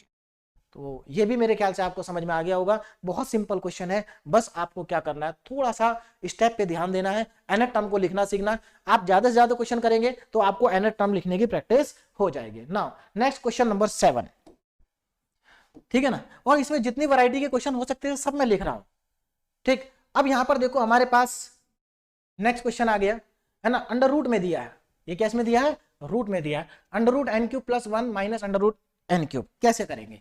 तो सबसे पहले तो इसको हम मान ही लेंगे, let summation un is equal to under root में n³ + 1 माइनस अंडर रूट में, अच्छा डिवाइड में कुछ है नहीं। अब देखो प्रॉब्लम क्या आएगी सीरीज के साथ में, प्रॉब्लम ये आएगी, आपने देखा जो हम इसमें पी सीरीज टेस्ट लगाते हैं, पी सीरीज टेस्ट तभी लग पाएगा जब न्यूमरेटर भी हो और डिनोमिनेटर भी हो, लेकिन यहाँ न्यूमरेटर है डिनोमिनेटर तो कुछ है ही नहीं। तो हमें क्या करना, अब यहाँ पर हमारे पास दो तरीके हैं इसको करने के। एक तरीका तो है कि हम इसमें डायरेक्ट बाइनोमियल थ्योरम को लगा दें, तो बाइनोमियल थ्योरम से भी हो जाएगा, है ना। लेकिन बाइनोमियल थ्योरम से आसान यहाँ पर एक दूसरा तरीका भी है। अगर हमें दूसरा तरीका हमारा डिफिकल्ट होगा तब हम बाइनोमियल थ्योरम लगाएंगे। तो यहाँ पर एक ऑप्शन और है हमारे पास, इसको रेशनलाइजेशन कर देते हैं। इसका क्या कर देते हैं? रेशनलाइजेशन। ये रेशनलाइजेशन से आसान हो जाएगा।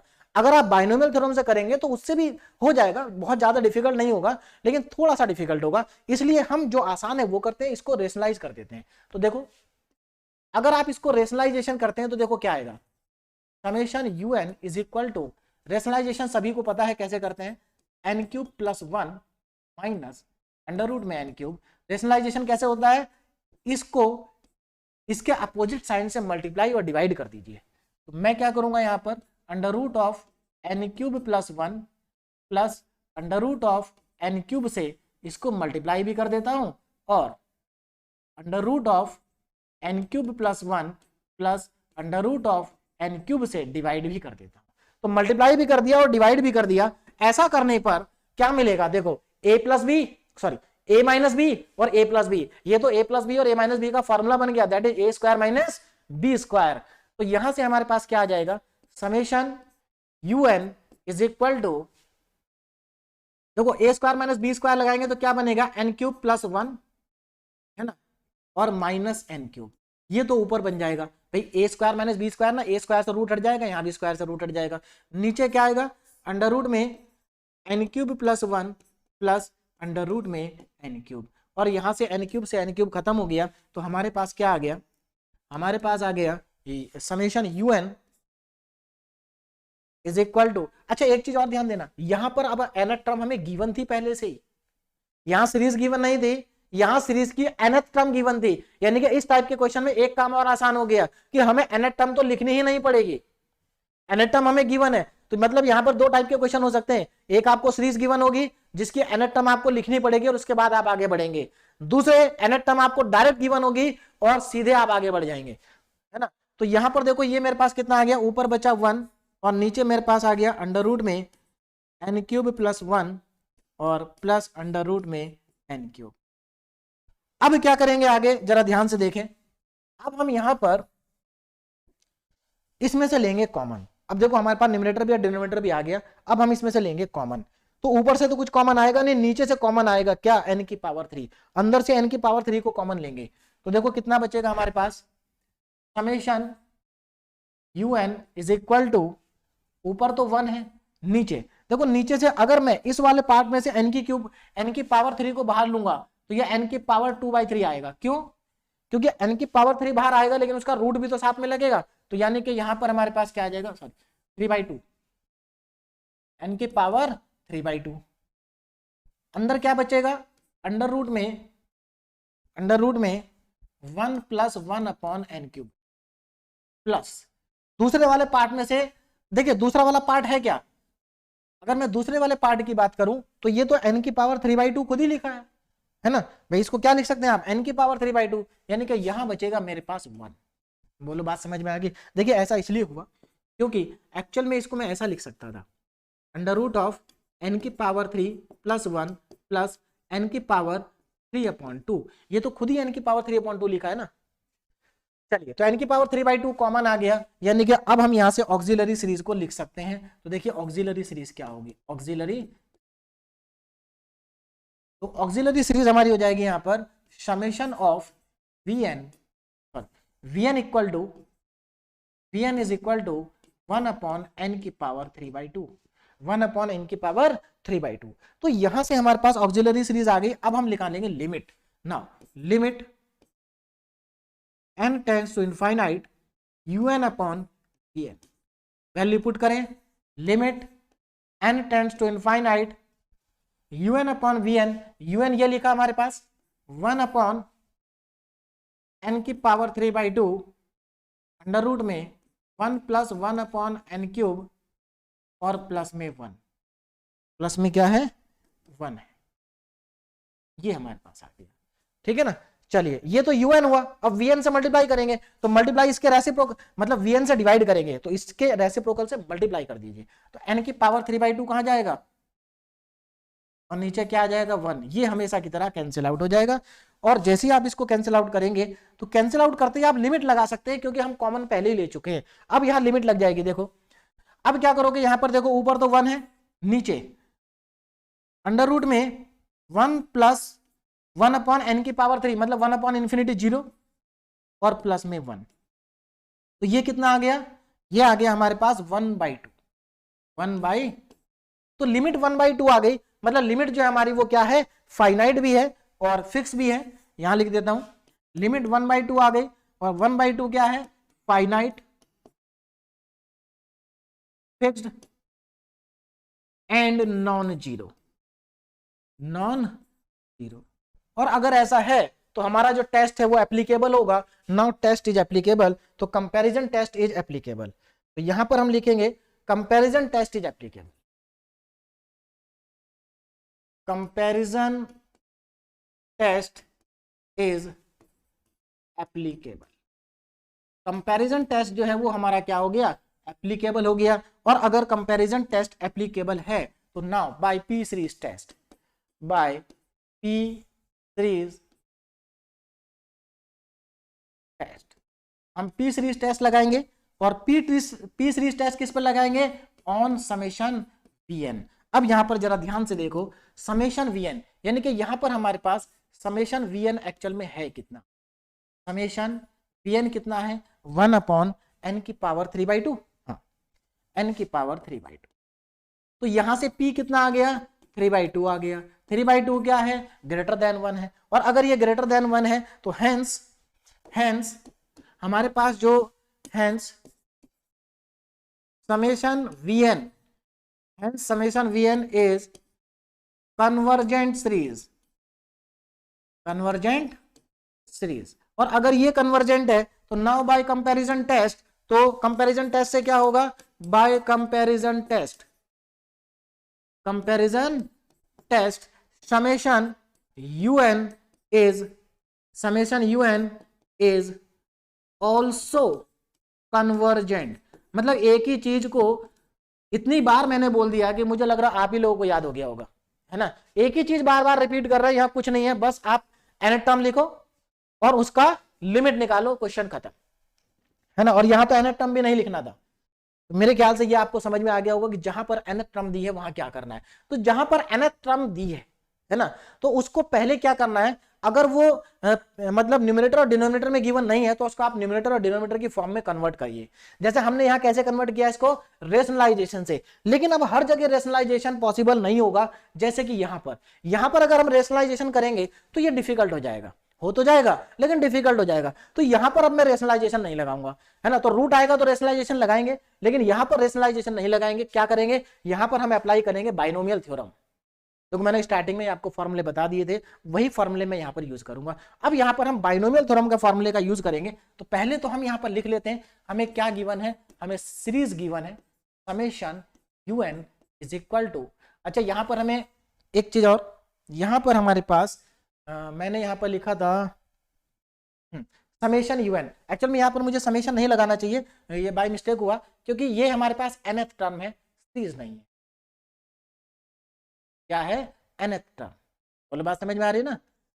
ये हमारे पास nth टर्म है, ठीक, nth टर्म, कोई नहीं लगा भी देंगे, कोई फर्क नहीं पड़ रहा, लेकिन यहां पर हमारे पास ये nth टर्म है, ठीक। यहां पर एक्चुअल में वो nth टर्म को रिप्रेजेंट कर रहा है, यहां पर हम ठीक लिखा हमने, यहां पर सीरीज ही है, हम सीरीज की ही बात कर रहे हैं, है ना। चलिए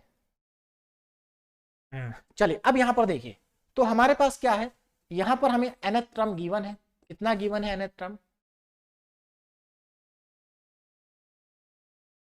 n की पावर 3 प्लस 1 की होल पावर 1/3 माइनस n, ये हमें गिवन है। अब जरा यहां पर ध्यान से देखें क्या करेंगे इसमें, है ना। तो एक काम करते हैं, इसमें से पहले हम n क्यूब को बाहर कॉमन ले लेते हैं स्टार्टिंग में ही, देखो, क्योंकि हमें इसमें बाइनोमियल थ्योरम लगानी, और बाइनोमियल थ्योरम कैसे अप्लाई करेंगे, इसमें से पहले n को कॉमन ले लेंगे। तो यहां देखो कॉमन लेने के बाद इसमें से अगर मैं n को कॉमन लूंगा तो बाहर आएगा n की पावर 3 था, ये कितना हो जाएगा 1 प्लस 1 अपॉन n की पावर 3। देखो अगर आप डायरेक्ट बाइनोमियल थ्योरम लगा दोगे तो क्या प्रॉब्लम है, डायरेक्ट प्रॉब्लम आएगी, फिर बाद में आपको कॉमन लेना पड़ेगा, इसलिए हम पहले कॉमन ले लेते हैं। और यहां पर माइनस n। अब क्या करना है, अब इसमें से पूरे में से n को कॉमन ले लो। अच्छा एक चीज और, यहां सबको समझ में आया कि n बाहर क्यों आया, क्योंकि देखो यहां से बाहर से अंदर से तो मैंने n क्यूब कॉमन लिया, लेकिन इस n क्यूब की जो पावर है वो 1/3 भी तो लगेगी, और पावर जब मल्टीप्लाई होगी तो 3 × 1/3 1 हो जाएगा, इसलिए बाहर n ही आएगा। अब इसमें से मैं n को कॉमन ले लेता हूं, n को अगर मैं कॉमन लेता हूं तो अंदर मेरे पास क्या बचता है, तो यहाँ पर पावर 1/3 भी है, पावर 1/3, n को कॉमन लेंगे तो 1 + 1/n की पावर 3 की होल पावर 1/3 और -1, ये हमारे पास आ जाएगा। ठीक है ना। चलिए अब अभी यहां पर अगर आप देखें तो अभी यहां से हमें ऑक्सिलरी सीरीज पता नहीं चलेगी, है ना, क्योंकि ऑक्सिलरी सीरीज हमेशा 1/p की फॉर्म में आती है, और n अभी न्यूमरेटर में लिखा है, n हम होना चाहिए कहां, डिनोमिनेटर में। तो चलिए क्या करते हैं यहां पर, अब देखो अब यहां पर बाइनोमियल थ्योरम को एक्सपेंड कर देते हैं ना, un = n। अब देखो यहां पर बाइनोमियल थ्योरम क्या होती है, 1 + x की होल पावर n। अच्छा कंफ्यूज नहीं होना है, मैं जब आपको यूनिट नंबर 1 हमने जब पढ़ा था, है ना, कौन से डिफरेंशियल इक्वेशन, तो डिफरेंशियल इक्वेशन में मैंने आपको बाइनोमियल थ्योरम के 4 फॉर्मूले लिखाए थे इस तरह से, 1 + x की पावर -1, 1 - x की होल पावर -1, है ना। तो यहां पर क्या है, वहां पर फॉर्मूला तो वही है, लेकिन यहां पर n की वैल्यू -1 थी, लेकिन वहां पर n है, बात समझ में आ रही है ना, वहां पर क्या है, n है। तो एक्चुअल में बाइनोमियल थ्योरम के बहुत सारे स्टेटमेंट होते हैं, एक नहीं होता है। ठीक है, चलिए अब यहां से देखो क्या आएगा फॉर्मूला, यहां से हमारे पास जो फॉर्मूला आएगा वो आएगा आपके पास 1 + x की होल पावर n, तो 1 + nx + n × n - 1/2 factorial x² plus dash dash dash. ये हमारे पास क्या है, बाइनोमियल थ्योरम है, जो कि मैंने आपको स्टार्टिंग में भी लिखवाया था। देखो स्टार्टिंग में मैंने सारे फॉर्मूले आपको लिखवा दिए हैं, उनको अगर आप ध्यान से देखेंगे तो आपको कोई प्रॉब्लम नहीं आएगी। देखिए ये रहा, कहाँ है हमारे पास बाइनोमियल थ्योरम, 1 + x की whole power n, 1 + nx + n × n - 1/2 factorial x²। जैसा कि मैंने आपको बताया था यहीं तक आपका काम चल जाएगा, आगे लिखने की जरूरत नहीं है। चलिए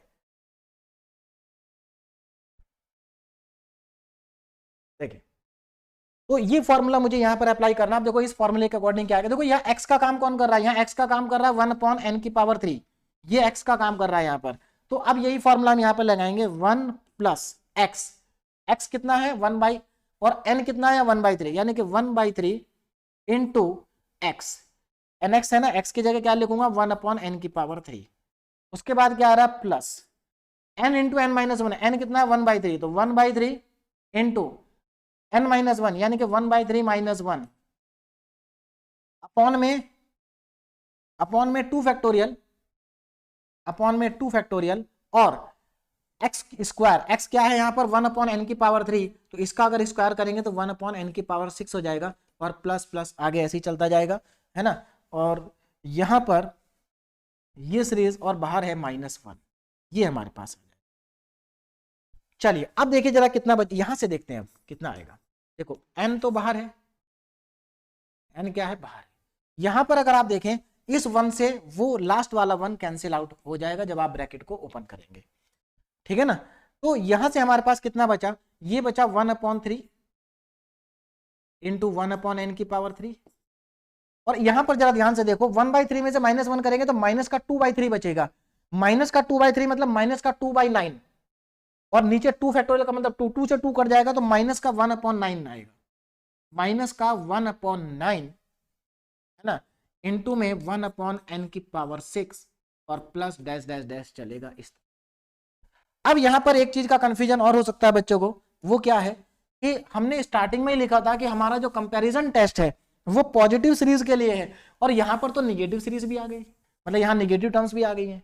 देखो तो बात बिल्कुल सही है, पॉजिटिव के लिए है और यहां पर निगेटिव टर्म्स आ गई, तो अब इसका क्या करें, है ना।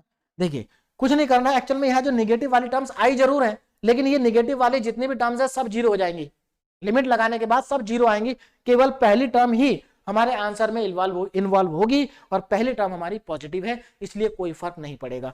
चलिए देखिए un = अब मैं यहां पर क्या करूंगा, मैं यहां पर अब इसमें से कॉमन ले लेते हैं, क्या कॉमन आ रहा है देखो ध्यान से, ये n की पावर 3 है, n की पावर 6 है, इसके आगे n की पावर बढ़ती जाएगी, यानी कि n की पावर 3 नीचे से कॉमन आ रहा है, तो एक n तो ऊपर लिखा था और नीचे एक n की पावर 3 कॉमन आ गया, अंदर क्या बचेगा कॉमन लेने के बाद 1/3 - 1/9 n की पावर 3। यहां 6 में से 3 बाहर चला गया तो ये हमारे पास बचा। और यहां पर आप देख सकते हो n की पावर ऊपर 1 है नीचे 3 है, तो नीचे n की पावर 2 बचेगा। तो हमारे पास यहां आ जाएगा un is equal to 1/n square और ब्रैकेट में 1/3 माइनस 1/9 की power 9n cube dash dash dash, ये हमारे पास आ गया ना। अब मैं लिख सकता हूं यहां से ऑक्सिलरी सीरीज ना। ऑक्सिलरी, तो ऑक्सिलरी सीरीज क्या है, जो बाहर कॉमन आ गया वही हमें लिखना है ना। तो यहां से ऑक्सिलरी सीरीज जब मैं लिखूंगा तो मेरे पास Vn is equal to 1/n। अब अच्छा देखो, अब मैंने आपको ऑक्सिलरी सीरीज को लिखने के लिए दो तरीके बताए थे। एक तो कॉमन ले लें हम, तो जो बाहर कॉमन पार्ट होगा वही हमारा ऑक्सिलरी सीरीज होगी, है ना। ये हमारे पास आ गया, मतलब ऑक्सिलरी सीरीज की एक्चुअल में ये nth टर्म है, ठीक। दूसरा तरीका बताया था कि ऊपर से भी हाईएस्ट टर्म ले लो और नीचे से भी हाईएस्ट टर्म ले लीजिए, मतलब जो n की हाईएस्ट पावर है उसको बाहर ले लीजिए, मतलब उसको लिखेंगे और नीचे से भी हाईएस्ट पावर को लिखेंगे। तो यहां पर कंफ्यूजन नहीं होना, अगर आप उस मेथड से भी यहां लिखेंगे तो उस मेथड से भी यही आएगा। एक्चुअल में क्या है, ऊपर देखो, ऊपर n की हाईएस्ट पावर क्या आएगी, सिंपल सी बात है, नीचे जो n की हाईएस्ट पावर होगी ऊपर उससे कम ही आएगी।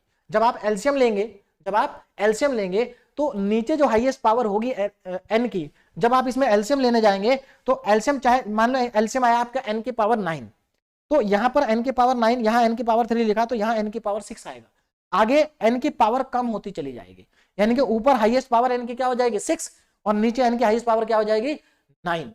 तो बचेगा कितना, नीचे n की पावर 3 बचेगा और ऊपर पहले एक n था तो आएगा यही। लेकिन वो मेथड यहां पर, अब देखो यहां पर कॉमन लेने वाला मेथड आसान है, उसमें आपको दिमाग लगाना पड़ेगा।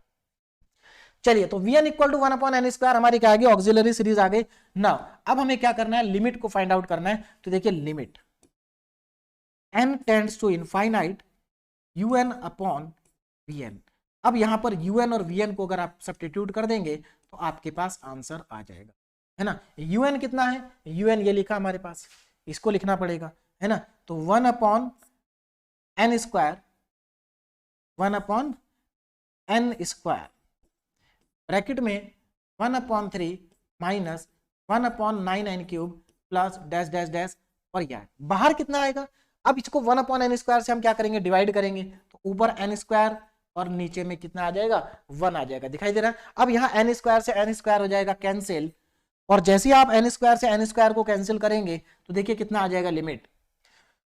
अब यहां पर आप लिमिट अप्लाई कर सकते हैं, तो लिमिट अप्लाई करेंगे तो 1/3 माइनस 1/∞, मतलब कुल मिला के आपका जो आंसर आएगा वो 1/3 आएगा। कितना आएगा 1/3। तो लिमिट कितनी आ गई आपके पास 1/3 आ गई। देखिए लिमिट आ गई आपके पास, limit n tends to infinity un upon Vn, इसकी वैल्यू आपके पास 1/3 आ गई। और 1/3 कैसी वैल्यू है, finite fixed and non zero, ठीक है। चलिए, तो फाइनाइट भी है, फिक्स्ड भी है, नॉन जीरो भी है, इसका मतलब comparison test is applicable, comparison test is applicable. तो यहां पर कंपैरिजन टेस्ट जो है वो हमारा क्या है, एप्लीकेबल है। और अगर कंपैरिजन टेस्ट एप्लीकेबल है तो अब हम यहां पर कंपैरिजन टेस्ट, अब हमारा एप्लीकेबल, अब हम यहां पर क्या करेंगे, पी सीरीज टेस्ट लगाएंगे बाय पी सीरीज टेस्ट। अगर कंपैरिजन टेस्ट एप्लीकेबल है तो अब हम by P series test on summation Vn। अब जरा ध्यान देना, summation Vn is equal to summation Vn कितना था, Vn देखना पड़ेगा 1/n स्क्वायर, 1/n स्क्वायर। तो यहां से P कितना आ गया 2 आ गया, और अगर P 2 आ गया तो इसका मतलब hence summation Vn is a convergent series. कैसी सीरीज हो गई, कन्वर्जेंट हो गई। और अगर ये कन्वर्जेंट है तो बाय कंपैरिजन टेस्ट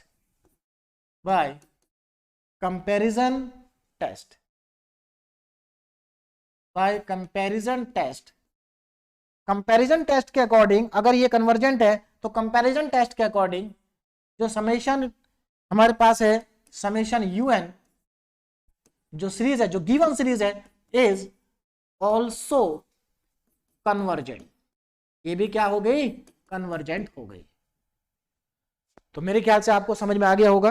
तो देखो बहुत सिंपल क्वेश्चन है, ज्यादा कुछ आपको नहीं करना है ना, बस आपको क्या करना है, जो स्टेप है उनको फॉलो करना है, बहुत आसानी से आपका क्वेश्चन हो जाएंगे, और बहुत ही आसान ये यूनिट है, और टेस्ट तो बहुत ही आसान है। चलिए अब आगे देखिए, नेक्स्ट क्वेश्चन पे आते हैं, और ये 2022 में आया भी है यूनिवर्सिटी एग्जाम में, है ना। तो देखिए किस तरह से होगा, बहुत सिंपल सा क्वेश्चन है। क्या कहा गया है, test the series whose nth term, आपको nth टर्म दे रखी है, हमें इसको क्या करना है, चेक करना है कि जिस सीरीज की nth टर्म है वो सीरीज कन्वर्जेंट है या डाइवर्जेंट है। तो यहां पर सबसे पहले देखें आपको गिवन क्या है, आपको गिवन है un, nth term 1/n sin 1/, ये हमें गिवन है। अब यहां पर प्रॉब्लम क्या है, अगर आप इसमें देखें, यहां पर कुछ स्टूडेंट को समझ में आएगा कि सर 1/n तो पहले से बाहर लिखा है, तो हमारे पास vn हो जाएगा 1/n। नहीं, गलत हो जाएगा। क्यों? क्योंकि अगर आप vn को 1/n मान लेंगे तो आपको लिमिट साइन 1/n में लगानी पड़ेगी, और यानी कि साइन 1/∞ हो जाएगा, तो साइन 0, और साइन 0 कितना होता है 1, यानी कि इसकी जो लिमिट है वो कितनी आ जाएगी, 0 आ जाएगी। और आप जानते हैं अगर लिमिट 0 आ गई तो कंपेरिजन टेस्ट एप्लीकेबल नहीं होगा, कंपेरिजन टेस्ट एप्लीकेबल नहीं होगा। तो क्या करें, करना नहीं है, यहां पर करना क्या है मैं बताता हूं आपको। ये जो साइन लिखा है ना, देखिए जब भी अगर क्वेश्चन में, मैंने आपको पहले ही बता चुका हूं, अगर क्वेश्चन में साइन आ जाए, कॉस आ जाए, है ना, टेन आ जाए, ठीक, टेन इनवर्स आ जाए, साइन इनवर्स आ जाए, कॉस इनवर्स आ जाए, तो करना क्या, उनकी सीरीज अप्लाई कर लिया। हालांकि अगर मैं बात करूं, जो इंपॉर्टेंट क्वेश्चन है वो साइन और कॉस के ही है ना, तो साइन और कॉस अगर आप याद कर लेंगे तो इतने से आपका काम चल जाएगा। तो यहां पर मुझे साइन की सीरीज लगानी पड़ेगी, तो चलिए लगाते हैं साइन की सीरीज। तो देखो यहां पर un is equal to sine की सीरीज, साइन सीरीज सबको याद है, मैंने स्टार्टिंग में फॉर्मूला लिखवा रखा है, un is equal to 1/n। अब यहां पर मैं साइन की सीरीज लगा रहा हूं, देखिए साइन x की सीरीज क्या होती है, sine x is equal to x minus x³ factorial, है ना, x³ factorial plus x⁵ factorial plus dash dash dash. ये हमारी क्या है, साइन x की सीरीज है, इसी से हमारा काम चल जाएगा, इतना ही हमें बस चाहिए। ठीक, चलिए अब इसको मैं अप्लाई करता हूं, जरा ध्यान से सुनिए। देखिए x की जगह 1/n लिखा, ध्यान से सुनना क्या लिखा है, 1/n। तो जहां जहां x है वहां 1/n कर देंगे। तो अब मैं इस सीरीज को लिखने जा रहा हूं, तो ये क्या आएगा, 1/n माइनस x³ यानी कि 1/n³ हो जाएगा, n³, और इनटू में 1/3 फैक्टोरियल तो है ही। बात समझ में आ रही, देखो x³ की जगह x³ क्या मतलब 1/n³, चाहे तो इसको ऐसे लिख लें 1/3 फैक्टोरियल इंटू 1/n³, है ना, प्लस x⁵ है ना, यानी कि 1/5 फैक्टोरियल तो आ गया, और इंटू में 1/n⁵ और, इतना सफिशिएंट है हमारे लिए। तो समझ में आ गया, ये सीरीज मैंने स्टार्टिंग में लिखी हुई है। चलिए अगर कॉस होता है यहां पर तो हम कॉस की सीरीज लगाते। अब देखें आगे क्या करना है, यहां पर हमारे पास 1/n है, ठीक। अब यहां जरा ध्यान से देखो, इसमें से क्या कॉमन आ रहा है, n कॉमन आ रहा है, तो पहले मैं n को कॉमन ले लेता हूं, तो un is equal to 1/n², ये कॉमन आ गया। यहां कितना बचा, 1 माइनस 1/3 फैक्टोरियल इंटू 1/n² हो जाएगा, क्योंकि एक n कॉमन आ गया, प्लस 1/5 फैक्टोरियल इंटू 1/n⁴ हो जाएगा, और डैश डैश डैश डैश, ठीक है ना। चलिए अब यहां से आप क्या लिख सकते हैं, ऑक्सिलरी सीरीज लिख सकते हैं, देखो बाहर आ गया। अब आप ऑक्सिलरी सीरीज लिखेंगे, now auxiliary series, auxiliary series मतलब vn कितना आ जाएगा, 1/n², 1/n²। अब आपके पास ऑक्सिलरी सीरीज भी आ गई, तो अब आप लिमिट निकाल लीजिए। तो लिमिट देखिए कितनी आएगी, देखिए नाउ लिमिट, तो यहां पर मैं लिमिट कैलकुलेट कर रहा हूं, limit n tends to infinite un/vn, और यहां पर मैं un और vn की वैल्यू पुट करने जा रहा हूं। देखो limit n tends to infinite, un कितना है 1/n², 1 minus 1/3 factorial into 1/n², 1/n² plus 1/5 into 1/n⁴। हालांकि इसको लिखने का कोई फायदा नहीं। ये तो un आया, इसको डिवाइड करना vn से। vn कितना है 1/n², तो n² को ऊपर लिख दो, n²/1 रेसिप्रोकल हो जाएगा, है ना। चलिए n² से n² कैंसिल, n² से n² क्या हो गया आपका, कैंसिल हो गया। अब आप क्या करेंगे, देखिए अब सीधे लिमिट अप्लाई कर दो, कोई प्रॉब्लम नहीं है। देखो जब यहां पर आप बाहर तो आपके पास कुछ बचा नहीं, ये बचा आपके पास 1, और यहां पर देखो n² आ रहा है, यानी कि 1/∞, तो 1 सब आपके पास क्या आ जाएगा, 1 - 0 + 0 डैश डैश डैश सब 0 आएगा। तो कुल मिला के आपके पास लिमिट आ गई 1, और 1 क्या है, 1 is a finite fixed and non zero. Finite भी है, फिक्स भी है और नॉन जीरो भी है। इसका मतलब comparison test is applicable, comparison test is applicable. Comparison test क्या है, एप्लीकेबल है। और अगर कंपैरिजन टेस्ट एप्लीकेबल है तो अब देखिए, अगर कंपैरिजन टेस्ट एप्लीकेबल है तो now by P series test,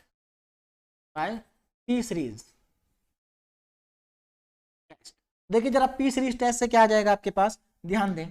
अगर आप पी सीरीज टेस्ट लगाते हैं किस पे, समेशन ऑफ वीएन पर, जो कि हमारे पास क्या बन जाएगा, समेशन ऑफ वीएन कितना है 1/n² था शायद, हाँ 1/n², तो 1/n²। यहां से p कितना आ गया, p आ गया 2 जो कि ग्रेटर देन 1 है ना। तो hence summation VN is convergent series,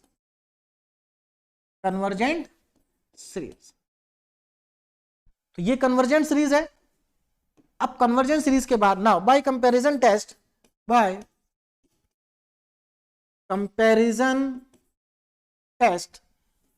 summation of un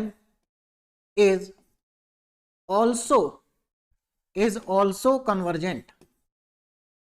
ये भी क्या आ गई, कन्वर्जेंट सीरीज आ गई।